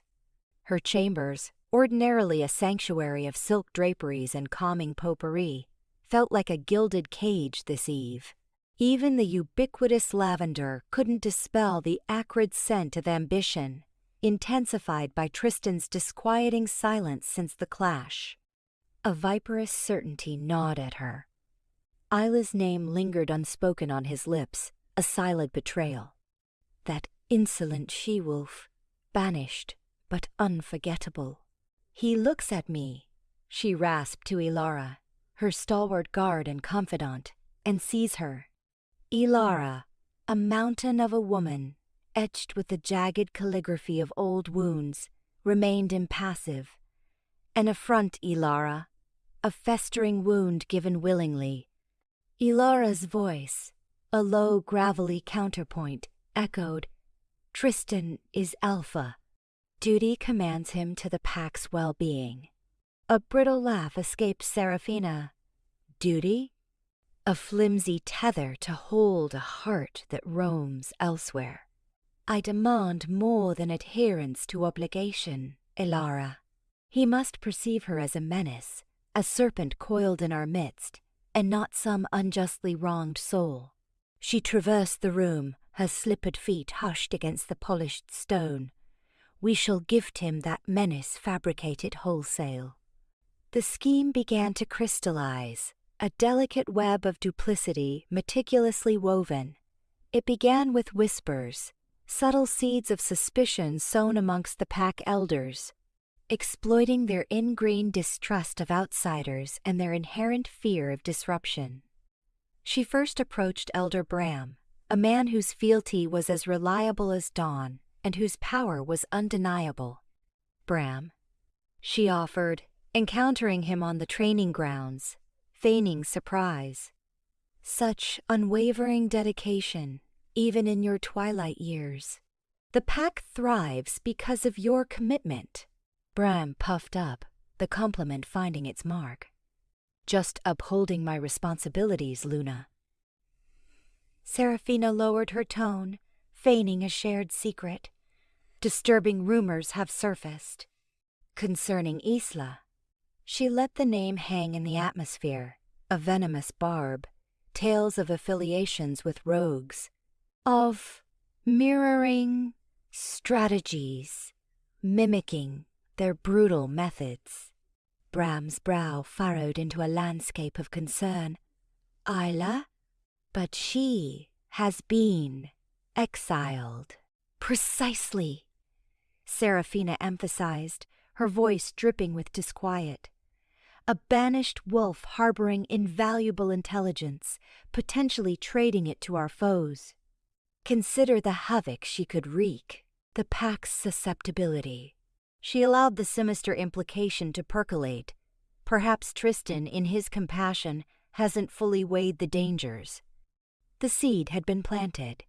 Next, she zeroed in on the younger, more ambitious wolves, ravenous for acclaim and sway. She played on their pride, promising elevated positions if they demonstrated unwavering commitment to her, to the pack's established order. She summoned Liam, a youthful warrior celebrated named for skill, but equally notorious for impulsiveness. Liam, she purred, drawing him to her chambers under the pretense of seeking his counsel on defensive strategies.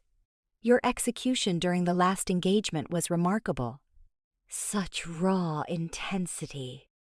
Liam flushed, swelling beneath her esteem. Your praise is appreciated, Luna. However, she proceeded, her intonation shifting subtly, ferocity untamed is hazardous. Like a raging fire, it devours all in its path, perhaps even the pack itself. She indicated a map laid out across a table, highlighting points of strategic import. There are whispers, Liam, about Isla's enduring influence. About surreptitious messages. We must fortify the pack's safeguards. We need validation. She tasked him with procuring proof of Isla's perfidy, subtly guiding him toward preordained targets, rogue wolves who had been richly compensated to propagate falsehoods. She understood Liam. In his ardent quest to impress, would never question the source. He would deliver the concocted evidence eagerly, convinced of his noble purpose. The final stroke involved manipulating the pack's clandestine operatives, denizens of the shadows charged with intelligence gathering. She diverted their focus, tasking them with scrutinizing Isla's every movement, twisting innocent encounters into clandestine rendezvous, innocuous exchanges into encrypted missives. She ensured Tristan received these reports, carefully filtered to portray Isla as a treacherous threat. One dispatch, delivered directly to Tristan by a spy sweating with trepidation, recounted a furtive meeting between Isla and a notorious rogue leader near the pack's boundaries. It claimed Isla was bartering information about the Silver Moon Pack's defenses in return for sanctuary. Fabricated, of course, but presented with such compelling detail that even Tristan, intimately familiar with Isla, would struggle to refute it. As the snare tightened around Isla, Seraphina felt a swell of gratification. She studied Tristan, his features etched with apprehension and mistrust, and knew her gambit was succeeding. He was conflicted, torn, yet the weight of his obligations, his devotion to the pack, was gradually tipping the balance. One twilight, as the moon swelled in the inky sky, casting elongated shadows across the practice grounds, Seraphina encountered Tristan overseeing the warriors' exercises. She approached, her mask of concern firmly in place. "Tristan," she uttered softly, placing a hand upon his arm. "I am troubled." He turned, his gaze haunted. "About what?" "About Isla," she whispered, glancing about to ensure discretion.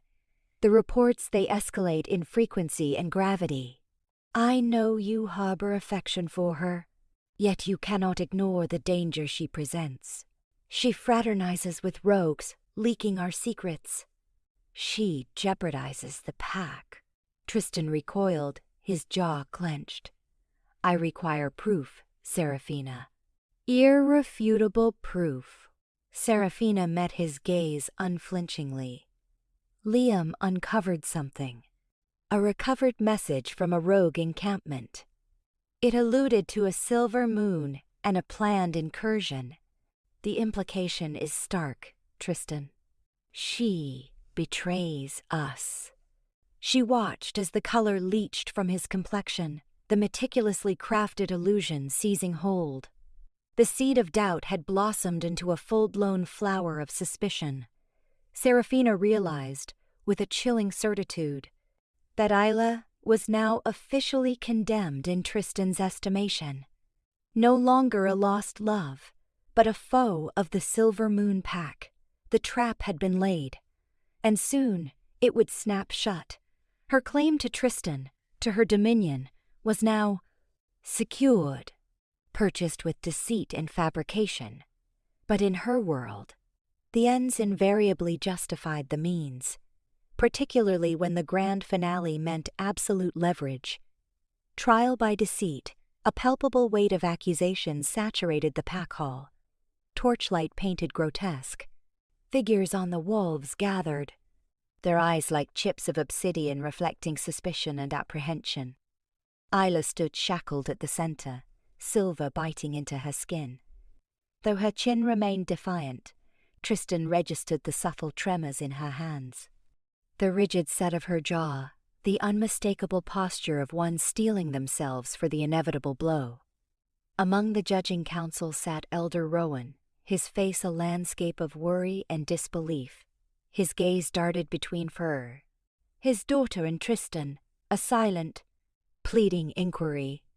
Tristan averted his eyes, fixing his attention instead on the tessellated stones beneath his feet, each representing a fragment of pack law, a tradition now poised to shatter him. Beside him, Seraphina radiated an icy composure. Her hand, resting on his forearm, felt like a brand of possession, sending a jolt of unease through him. He knew she was the architect of this moment, each calculated. Insinuation, every poisonous whisper, had converged here. He had claimed her, publicly bound himself as Luna, a sacred oath sworn before the moon goddess. Now he was ensnared. Isla Metalite. Elder Theron's voice resonated with thunderous authority. "You are charged with treason against the Silver Moon Pack, collusion with rogues, conspiracy against your Alpha, and endangering the very heart of our community. How do you answer these charges?" Isla's voice, sharp and unwavering, sliced through the stillness. "Not guilty. These are fabrications." Gareth, a young wolf hungry for recognition, was presented as the first witness. He claimed to have observed Isla consorting with known outlaws near the territory's edge, sharing maps and divulging defensive strategies. Tristan knew Gareth well, ambitious and easily manipulated by promises of advancement. "He lies," Isla retorted, her voice tight with restrained fury. "I was foraging for herbs. He saw me, but not those I met." Seraphina glided forward, her tone laced with counterfeit concern. "Isla, why venture so close to the border for herbs? The area is rife with rogue activity. It's foolhardy." "Because those herbs are exclusive to that region," Isla countered, her eyes flashing. "It's common knowledge. Ask any healer." Next came Lyra, a she-wolf notorious for her spite. She produced a missive, purportedly discovered in Isla's abandoned dwelling, outlining a scheme to cripple the pack's defenses. The parchment reeked of age, the ink blurred, the script barely decipherable. "This is preposterous," Rowan exploded, incredulity etched on his face. "The handwriting is unrecognizable." "Where exactly did you unearth this missive, Lyra?" Lyra stammered, her gaze skittering away from Rowan. I found it concealed beneath a floorboard, hidden away."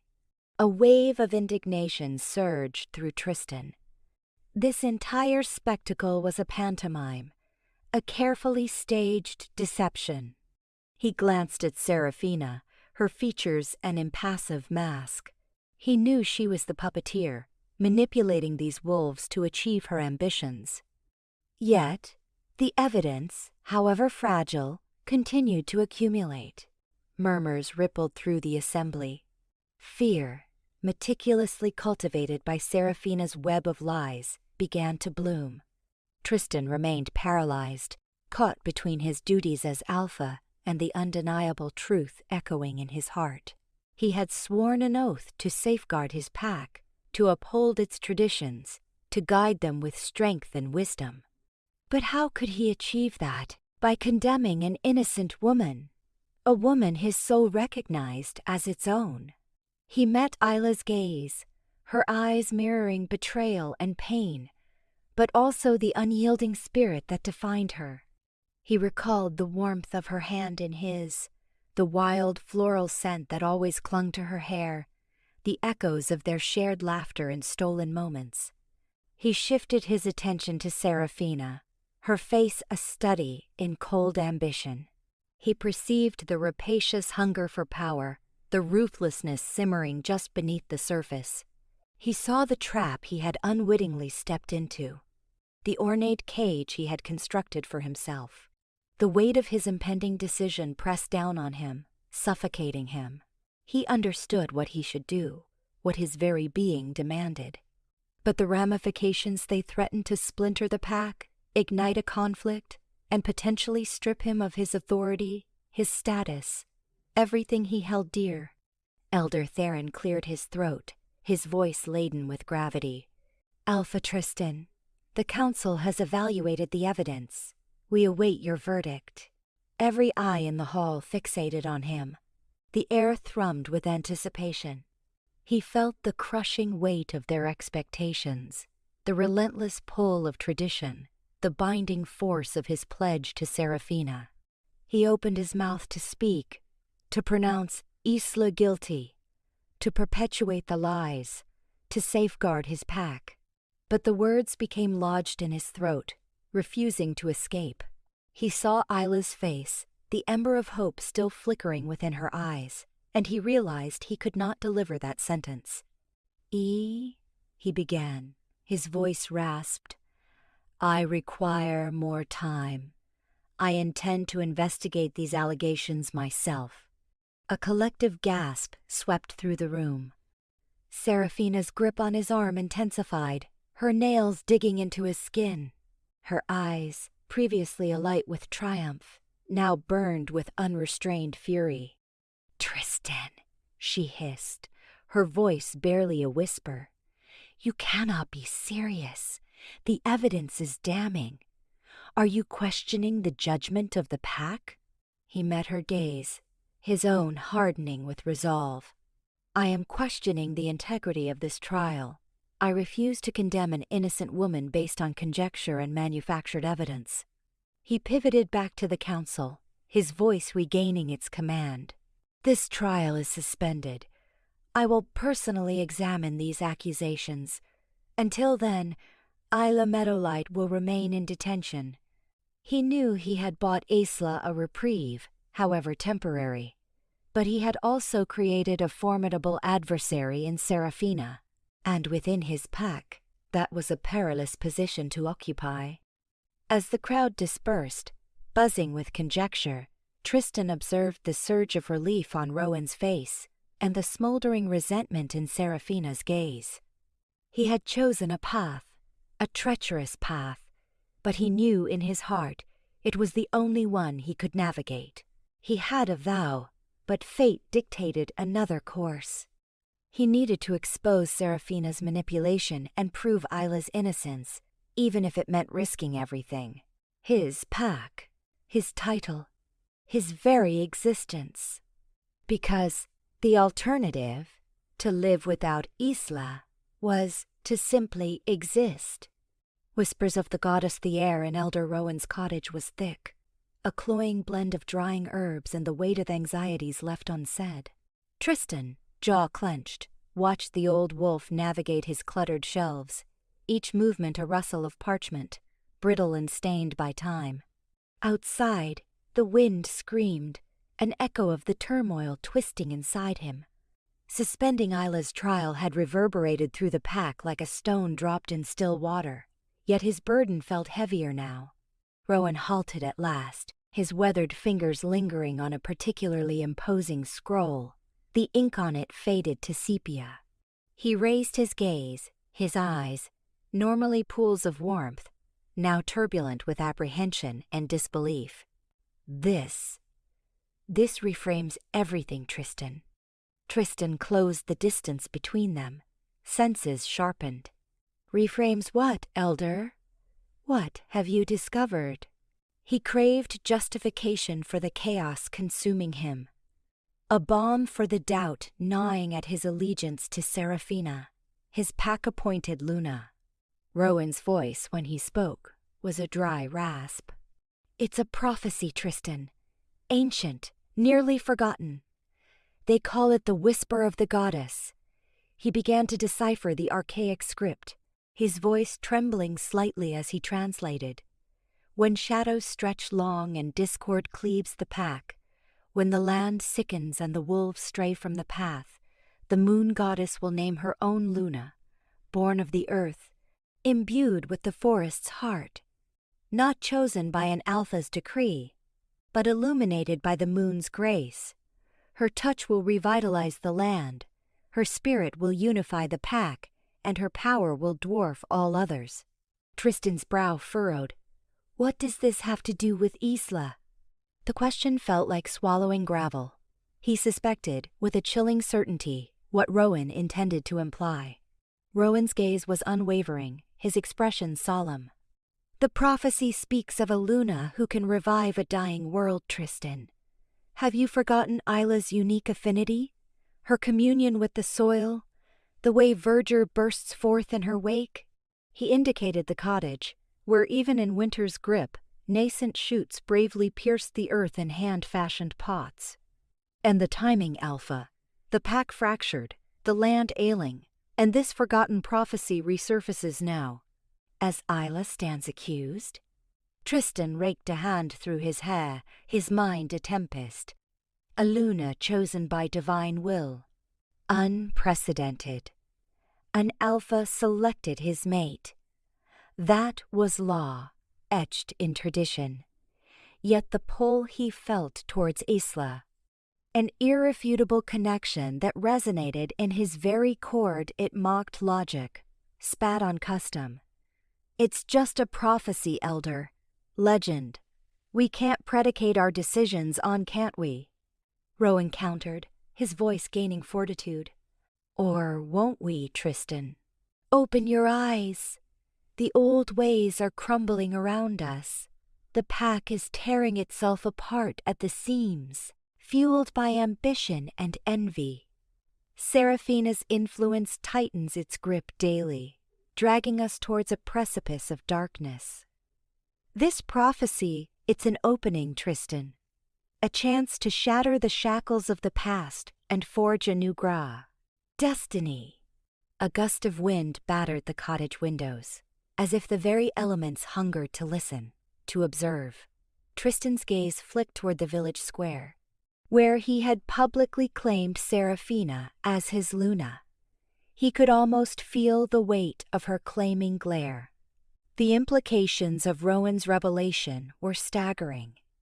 If Isla truly carried the moon goddess's mantle, then everything he held as truth was an elaborate facade, and his meticulously constructed life was poised to collapse.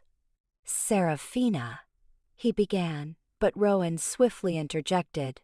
"Seraphina is driven, Tristan, hungry for power. She prioritizes her own ascent and the aggrandizement of her lineage above all else. Can you honestly attest that she holds the pack's well-being paramount? Can you, in good conscience, declare her worthy to stand as your equal?" Rowan stepped closer, his voice dropping to a hushed intensity. "Search your soul. Tristan, the truth resides there. You have felt the bond with Isla, the undeniable magnetism that forges a connection deeper than any you have known. Do not deny it. Do not let cowardice and obligation blind you." Tristan squeezed his eyes shut, battling the onslaught of memories. Isla's bright laughter, the starlight dancing in her eyes, the electric touch of her hand, the bond was undeniable. An elemental force, a primal hum that transcended all reason. But he had chosen Seraphina. He had sworn an oath. He had pledged fealty to the pack. "What am I to do, Elder?" he asked, his voice a whisper of desperation. "I am bound to Seraphina. I cannot simply shirk my duty." Rowan placed a reassuring hand on Tristan's shoulder, his touch surprisingly firm. "Duty holds its place, Tristan. But duty devoid of love, devoid of truth, is an empty vessel. You stand at a crossroads, Alpha, a choice between the familiar and the uncharted, between constraint and fate, between Seraphina and Isla."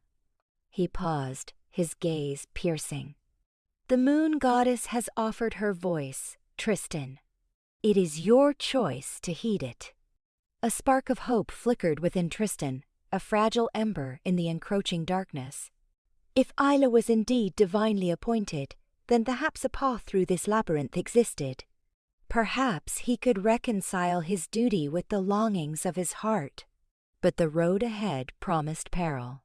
Seraphina would not surrender her dominion without a fight. And the pack would demand proof, persuasion. He opened his eyes, his expression hardening into steel. "Relay everything you know of this prophecy, Elder. Every nuance, every detail. I must grasp the forces arrayed against me." Rowan nodded, a glimmer of revived hope in his ancient eyes. "There are further elements, Tristan.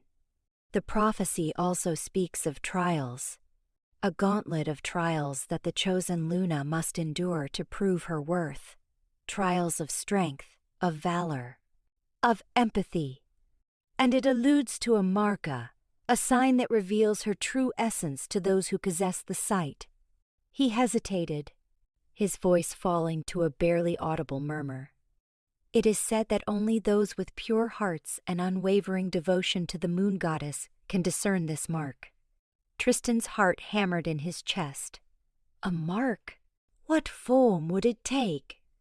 And how could he demonstrate Isla's merits to a pack already convinced of her treachery? The weight of the task settled on his shoulders. He needed to expose Seraphina's manipulations, to exonerate Isla, and somehow ignite the pack's belief in the possibility of a new Luna, one not born of tradition, but blessed by celestial grace. The challenge seemed insurmountable. Yet, for Isla, he would defy the impossible. He had to. His very soul depended on it. The healing touch, a palpable dread, clung to the air, its oppressive weight settling upon Isla as she occupied the cursed circle. The ground, infertile and fertile in brass, cracked, mirrored the withered trees reaching skyward, their gnarled limbs resembling accusing claws. From her newly asserted position beside Tristan, Seraphina's lips curled with satisfaction. The charade was in full swing, a theatrical display intended to confirm what everyone suspected. Isla represented an anomaly, a stain upon the silver moon pack's purity. Elder Rowan's pronouncements, amplified by ancient power, reverberated through the clearing. Isla Meadowlight, you are accused of harboring an unwholesome connection to the earth, a bond deemed detrimental to our pack's delicate balance. Vindicate yourself. Restore this barrenness. Isla's eyes shut tight, the burden of their skepticism nearly buckling her knees. The pack's collective gaze felt like shards of ice against her skin. Tristan's, however, remained an enigma.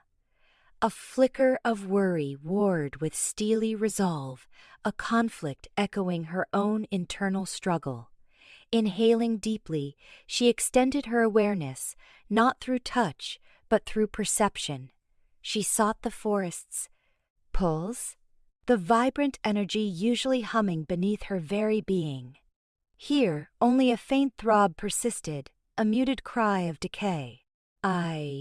I'm unsure how. She managed, her voice a bare whisper against the sighing wind. The abyss of despair yawned before her. She had never deliberately attempted such a feat. Her relationship with the natural world flowed instinctively, a subtle dialogue between her soul and the soil. A wave of derision rippled through the onlookers. Seraphina's voice, sharp as splintered glass, sliced through the murmurs. Utterly inept, as predicted. This ridiculous display has dragged on enough. Tristan stiffened beside her, jaw clenched. Patience, Seraphina, he rumbled, barely concealing the strain in his tone. Isla tuned them out, centering on the dying ground. She knelt, pressing a hand to the parched earth. It felt desolate, devoid of life.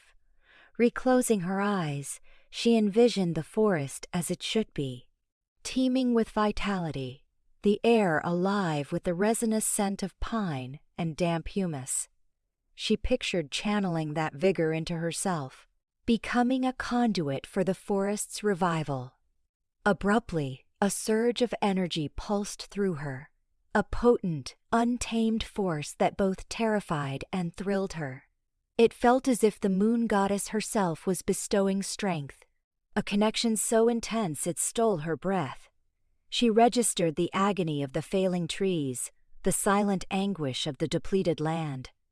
Then, an overwhelming tide of empathy flooded her senses, an urgent desire to remedy the devastation. She acted purely on instinct, driven by necessity.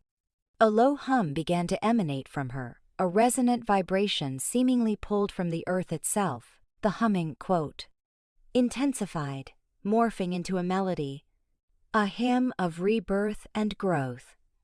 The air around her shimmered, and a faint verdant aura radiated from her outstretched hand. A collective gasp swept through the assembled pack. Even Seraphina appeared momentarily taken aback, her customary composure faltering. Tristan's eyes widened, an expression of mingled astonishment and disbelief etched across his features. As Isla chanted, tiny shoots forced their way through the cracked soil. A delicate tendril wrapped around a barren branch, its leaves unfurling with vibrant emerald life. The gaunt limbs of the trees began to sprout minuscule buds, hints of green pushing through the deadwood.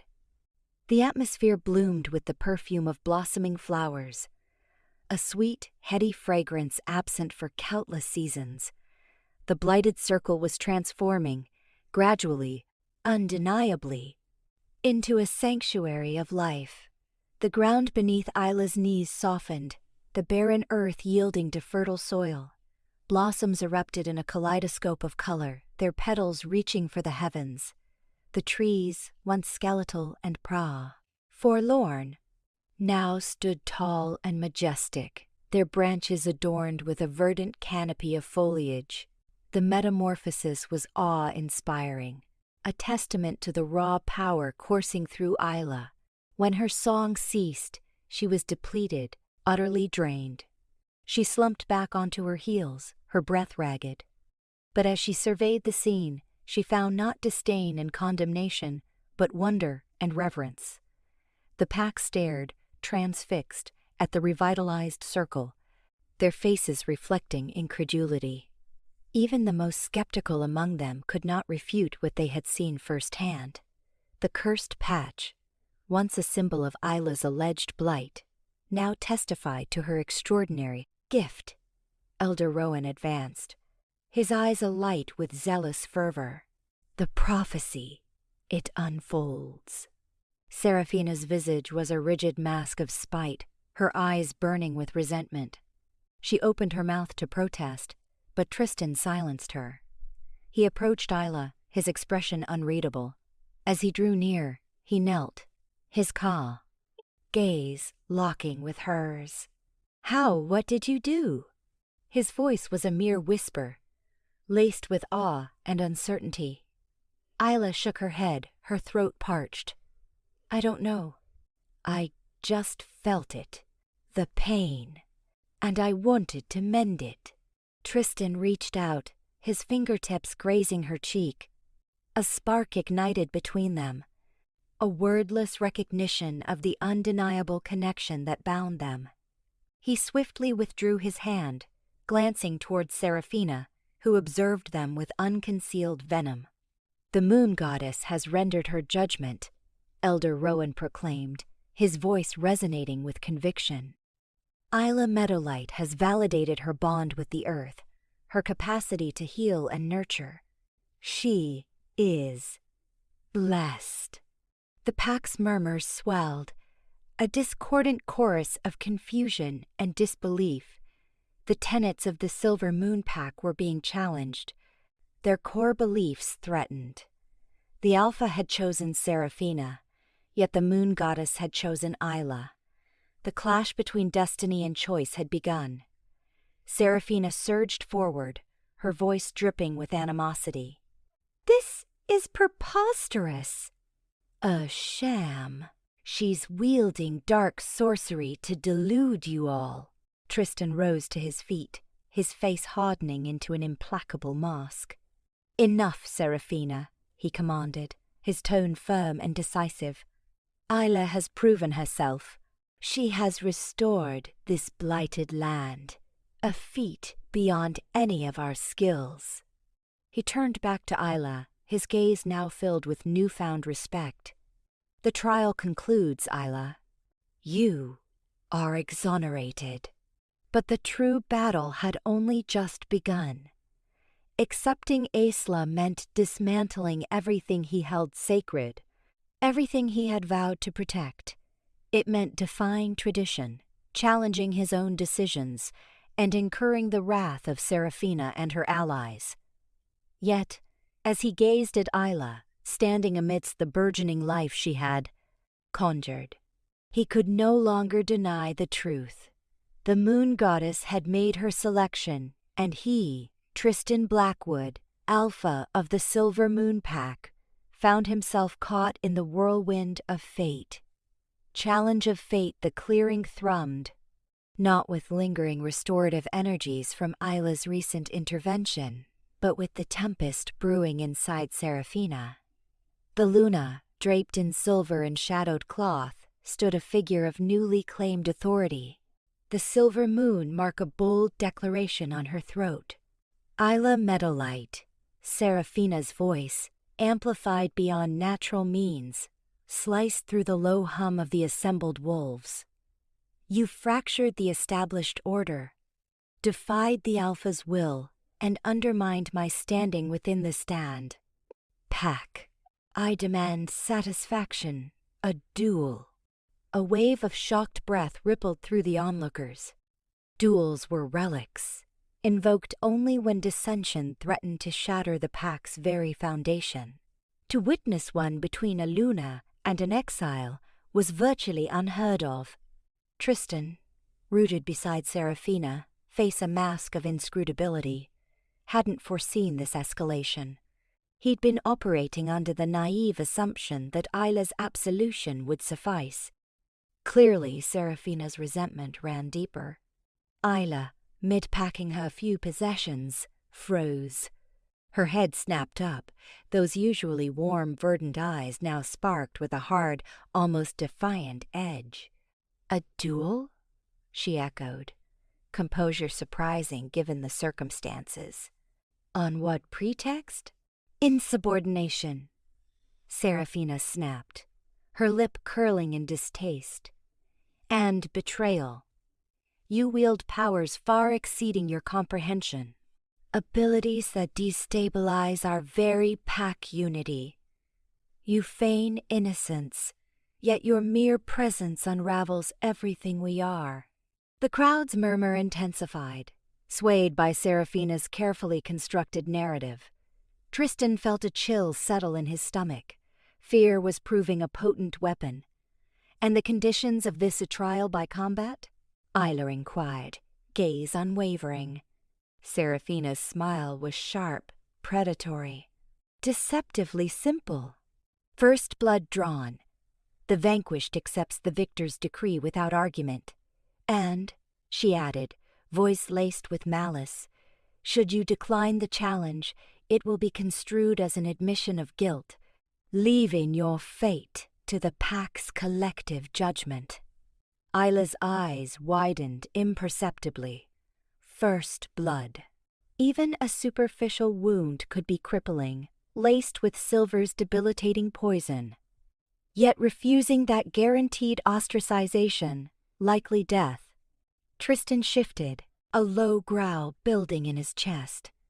This was a travesty. He needed to intervene, but Seraphina's grip tightened on his arm, nails biting into his skin. "Let her choose, Tristan," she hissed, her words for his ears alone. "Don't deny them the spectacle. Let them witness her true colors." He glanced at Isla, face pale but resolute. Seraphina was boxing her in, presenting only paths to ruin. And he, the Alpha, the supposed guardian, stood paralyzed. "I accept," Isla declared, her voice echoing in the suddenly hushed clearing. A roar of anticipation erupted from the crowd, a bloodlust filling the air. Nausea churned in Tristan's gut. He had to act. Seraphina raised a hand, silencing the card. "Thrawn." "However," she purred, triumph gleaming in her eyes. "A slight amendment to the traditional rules is necessary. Given the unique nature of Isla's gifts, we'll employ enchanted armaments, blades imbued with ancient magic, specifically designed to restrain certain owl talents." A collective intake of breath swept through the gathering. Enchanted weapons were rarities, reserved for existential threats. They amplified pain, intensified the venom's effects. They aimed to shatter the spirit as much as rend the flesh. "That's not right," a voice cried from the crowd. Ilara, one of the younger pack members, stood defiant, her face flushed. "Isla hasn't done anything to deserve this." Silence. Seraphina's voice boomed, laced with raw power. "This is a matter of pack security. Disobedience will be met with equivalent consequences." The crowd subsided, cowed by the display. Tristan's fists clenched, knuckles bone white. He loathed this charade, the corner Seraphina was forcing them all into. But he was bound by custom, sworn to protect his people.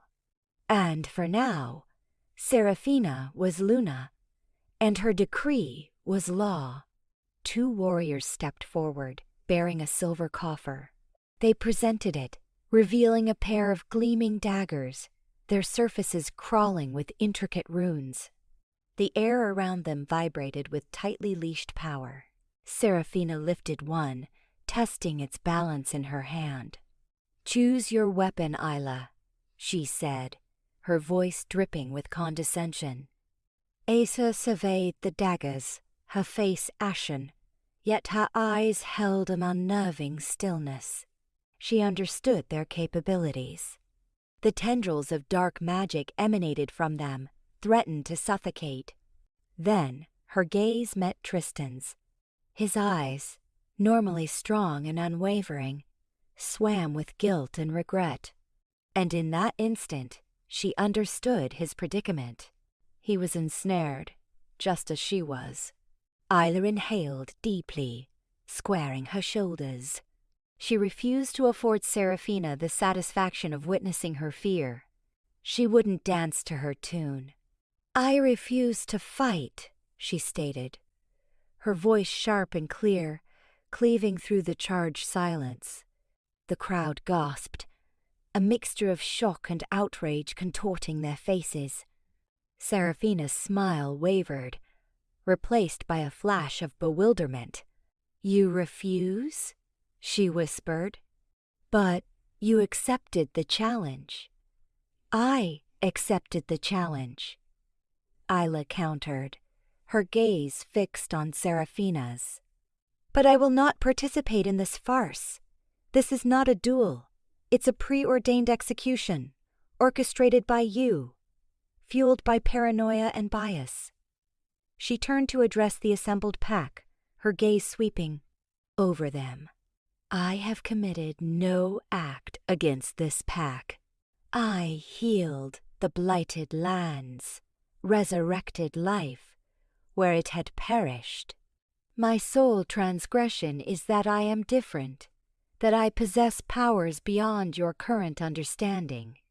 Let me assure you," she continued, her voice gaining strength, "those powers aren't a threat, but a gift that could safeguard this pack, rejuvenate our lands, and forge a brighter future for us all. However, fear blinds you," she said, her eyes hardening. "You recoil from what you can't comprehend. You are too entrenched in antiquated customs to embrace evolution." She paused, drawing a deep breath. "I won't engage you, Seraphina. I won't gratify your bloodlust. I won't legitimize your anxieties. But neither will I vanish quietly into the shadows. I refuse to be silenced. I implore you to embrace your sense of justice," she called out, her voice ringing with conviction. "I appeal to your hearts. Observe me. See me for who I am. Am I truly a danger? Or am I merely a scapegoat, a convenient receptacle for your own uncertainties?" The crowd was silenced, their expressions a study in conflicting emotions. Some averted their gaze, consumed by shame. Others locked eyes with her, confusion etched on their faces. Tristan watched Isla, his heart hammering in his chest. He had never witnessed this side of her. She was magnificent, commanding, and devoid of fear. And in that moment, he resolved that he couldn't allow her to be sacrificed. He had to act. He had to choose. Truth revealed, the air shimmered, taut with anticipation, and the metallic tang of ozone from the enchanted armaments arrayed before Isla. And Seraphina. Isla, arms crossed in stubborn refusal, wouldn't even glance at the shimmering silver blade offered to her. Seraphina, brimming with self-satisfied assurance, clutched a sinister dagger that vibrated with shadowed energy. "Enough!" Tristan's bellow shattered the strained quiet. Every gaze in the clearing whipped toward him as he descended from the dais, his movements radiating a contained force that resonated through the very earth. "This a travesty ends?" "No." Seraphina's smile flickered, giving way to pique. "Tristan, my Alpha, are you questioning my prerogative to discipline insubordination?" Her voice, a silken threat, dripped with malice. "Insubordination?" Tristan scoffed, halting before Isla, a bulwark against Seraphina's ire. An undeniable, palpable energy crackled between them, a current even the dullest pack member could perceive. "Isla has done nothing to warrant a baller. This farce. This duel is without merit." A collective gasp rustled through the ranks. To challenge the Luna was unheard of. Without merit? Seraphina echoed, her tone sharpening. She defied my directives. She challenged my authority. There are witnesses. Witnesses intimidated into compliance, Tristan countered, his voice a low rumble. Witnesses who fear your methods of persuasion. He turned towards the pack, his gaze sweeping over their faces, a silent plea for their trust. I have held my tongue, hoping reason would prevail. But this transcends reason. This is a blatant power play, built on falsehoods and manipulation. Turning back to Seraphina, his eyes blazed with a fury that forced her to recoil. You accuse her of betraying the pack? I say you are the traitor. He paused, drawing a steadying breath. I demand a trial. A just trial, judged not by your puppets, but by the ancient covenants, by the wisdom of the elders, and by the dictates of the prophecy itself. A wave of murmurs rippled through the pack. The prophecy, a sacred and rarely consulted text, was invoked only in moments of dire need. It spoke of a chosen guardian, a beacon in the encroaching darkness. The prophecy? Seraphina sneered, regaining her composure. You would bind us to the whims of some fireside story? It is more than a story, Seraphina. A resonant voice boomed from the crowd. Elder Rowan, his face a roadmap of age and wisdom, hobbled forward, his staff providing support. The prophecy speaks of an epoch of disruption, a period of trial for the pack. It tells of a true Luna, chosen not by an Alpha's desire, but by the moon goddess herself. A Luna with a pure heart, an indomitable spirit, whose destiny is inextricably linked to the survival of our pack. Rowan's gaze settled on Isla, filled with understanding and a tinge of sorrow. The signs have been present, Tristan. We chose to disregard them, but the truth cannot remain veiled forever. Seraphina's features twisted with fury. This is preposterous. I am your Luna. I bear the mark. You dare question the Alpha's choice? As if summoned, a blood-curdling howl reverberated through the forest. It was not the cry of a silver moon wolf. This was a challenge, a declaration of war. From the shadowed tree line emerged a pack of shadow fang wolves, their eyes burning with malevolent intent, their fur the color of a moonless night. Leading them was Alpha Kale, a notorious figure infamous for his brutal ambition and unquenchable thirst for dominance.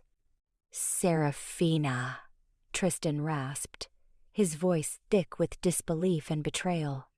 What have you wrought? Seraphina's smirk widened, all pretense of innocence shed.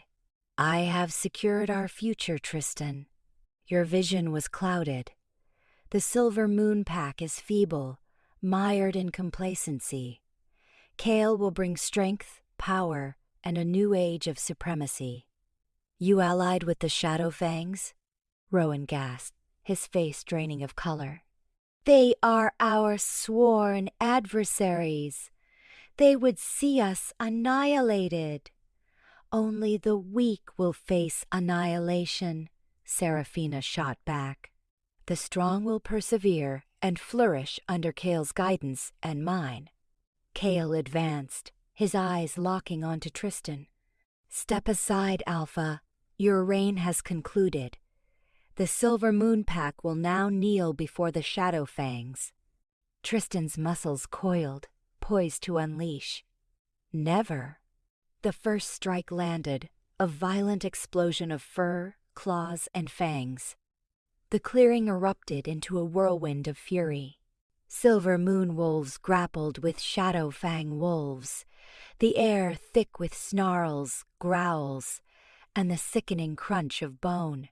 Tristan fought with the savage intensity of desperation and rage. He carved a path through the shadow fang ranks, each blow fueled by the sting of betrayal. He had been blinded by ambition, by obligation, by a false sense of loyalty. Now, the truth was unveiled, and it tasted like ash in his mouth. Isla, despite her lack of training, fought with surprising tenacity. She dodged and weaved through the chaos, utilizing her agility and wit to evade the worst of the onslaught. She knew she was no match for the seasoned combatants, but she refused to yield. She would stand for her pack, for her home, for the chance at acceptance. Seraphina, however, had withdrawn to the periphery, observing the carnage with cold amusement. She had engineered this moment, confident in Cale's victory. Yet, as Tristan battled his way towards her, his eyes blazing with righteous fury, a prickle of unease began to surface. He fought with a power she had never witnessed before, a power fueled by something far more profound than duty or fealty. It was driven by love, by remorse, and by a fervent yearning to make amends. The battle raged on, the destiny of the Silver Moon Pack hanging precariously in the balance. The weight of the prophecy pressed down on them all, a silent reminder that fate was often a deceptive mistress. Amidst the mayhem, Tristan understood he faced a reckoning. He could cling to the chains of the past, to the traditions that had obscured his judgment, or he could embrace the dawn, a future where love and loyalty eclipsed duty and ambition. The choice, he knew, was his, and his alone. Aluna's light the air thrummed, thick with more than just snapping fangs and ringing steel. An intense aura radiated from Isla, a shimmering nimbus that splashed the battlefield with argent light and nascent hope. She stood firm amidst the turmoil, an unyielding beacon. Seraphina, momentarily eclipsed by the chaos, glared at Isla, her eyes slits of pure malice. Her own reign as Luna felt hollow, a gaudy prison built on falsehoods and dissolving pacts. Cale, the Shadowfang Alpha, bellowed his frustration as his meticulously planned assault crumbled. The Silver Moon warriors, emboldened by Tristan's defiance, and this fought with a savage tenacity he hadn't foreseen. He'd underestimated their devotion, and, crucially, the allure of the energy pouring from the banished she-wolf. Tristan fought possessed, each sweep of his silver-traced claws aimed with deadly intent. He carved a path through the Shadowfang ranks with a fluid power that belied his raw strength. A bitter guilt gnawed at him, a persistent ache. He'd nearly let Seraphina's ambitions cost him everything: his pack, his honor, and the woman who haunted his dreams. He spotted Isla encircled. 3 Shadowfang wolves closing in, their eyes gleaming with hunger. He surged forward, a primal roar erupting from his chest, disrupting their advance. But Isla didn't flinch. Instead, she raised her hands, palms skyward, and shut her eyes. "Isla, no! Get back!"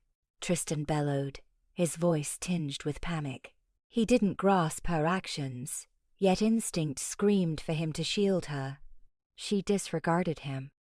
A surge of pure lunar force exploded from her, sweeping across the field.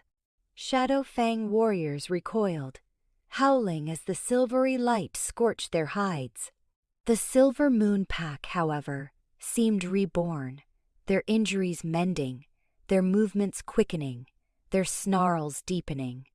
The atmosphere vibrated with energy, a palpable presence that shifted the battle's tide. What is this?" Seraphina spat, clutching at her breast.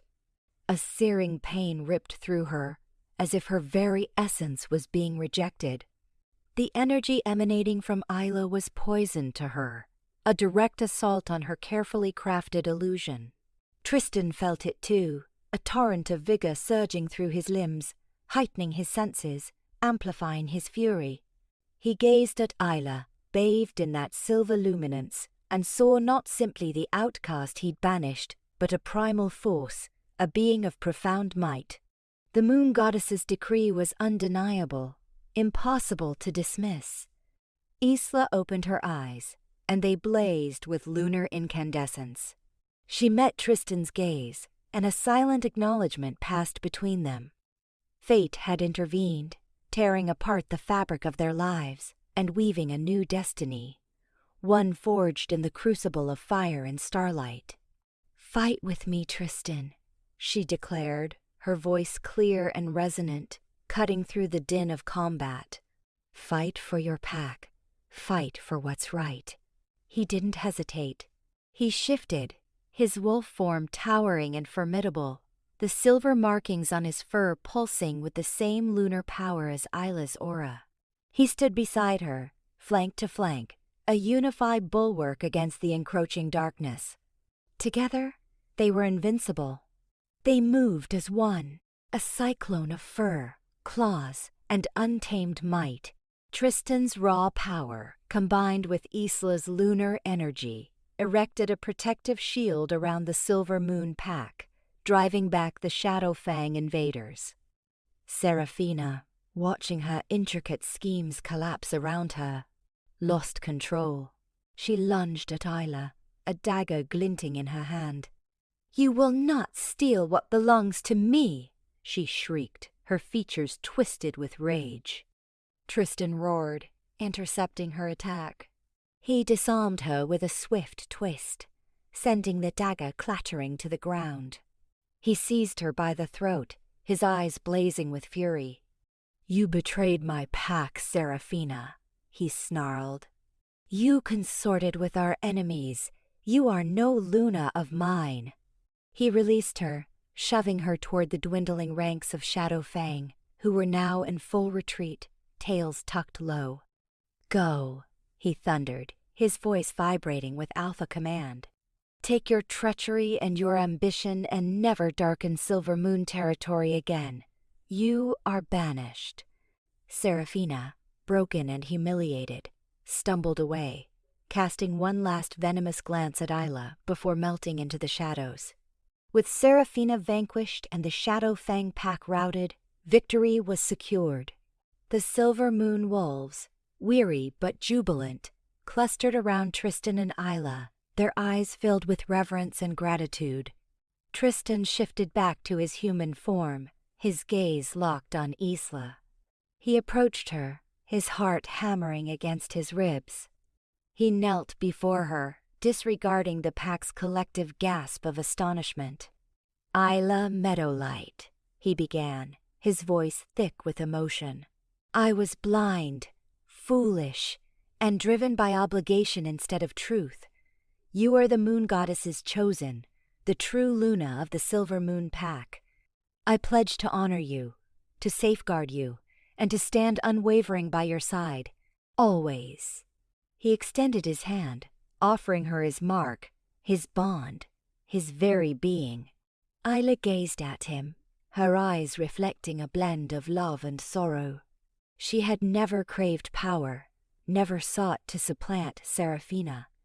All she had ever desired was acceptance, to be cherished. She clasped his hand, her fingers weaving with his. "The moon goddess chose us both, Tristan," she murmured. "Let us guide this pack together, not through fear and tradition, but with compassion and insight."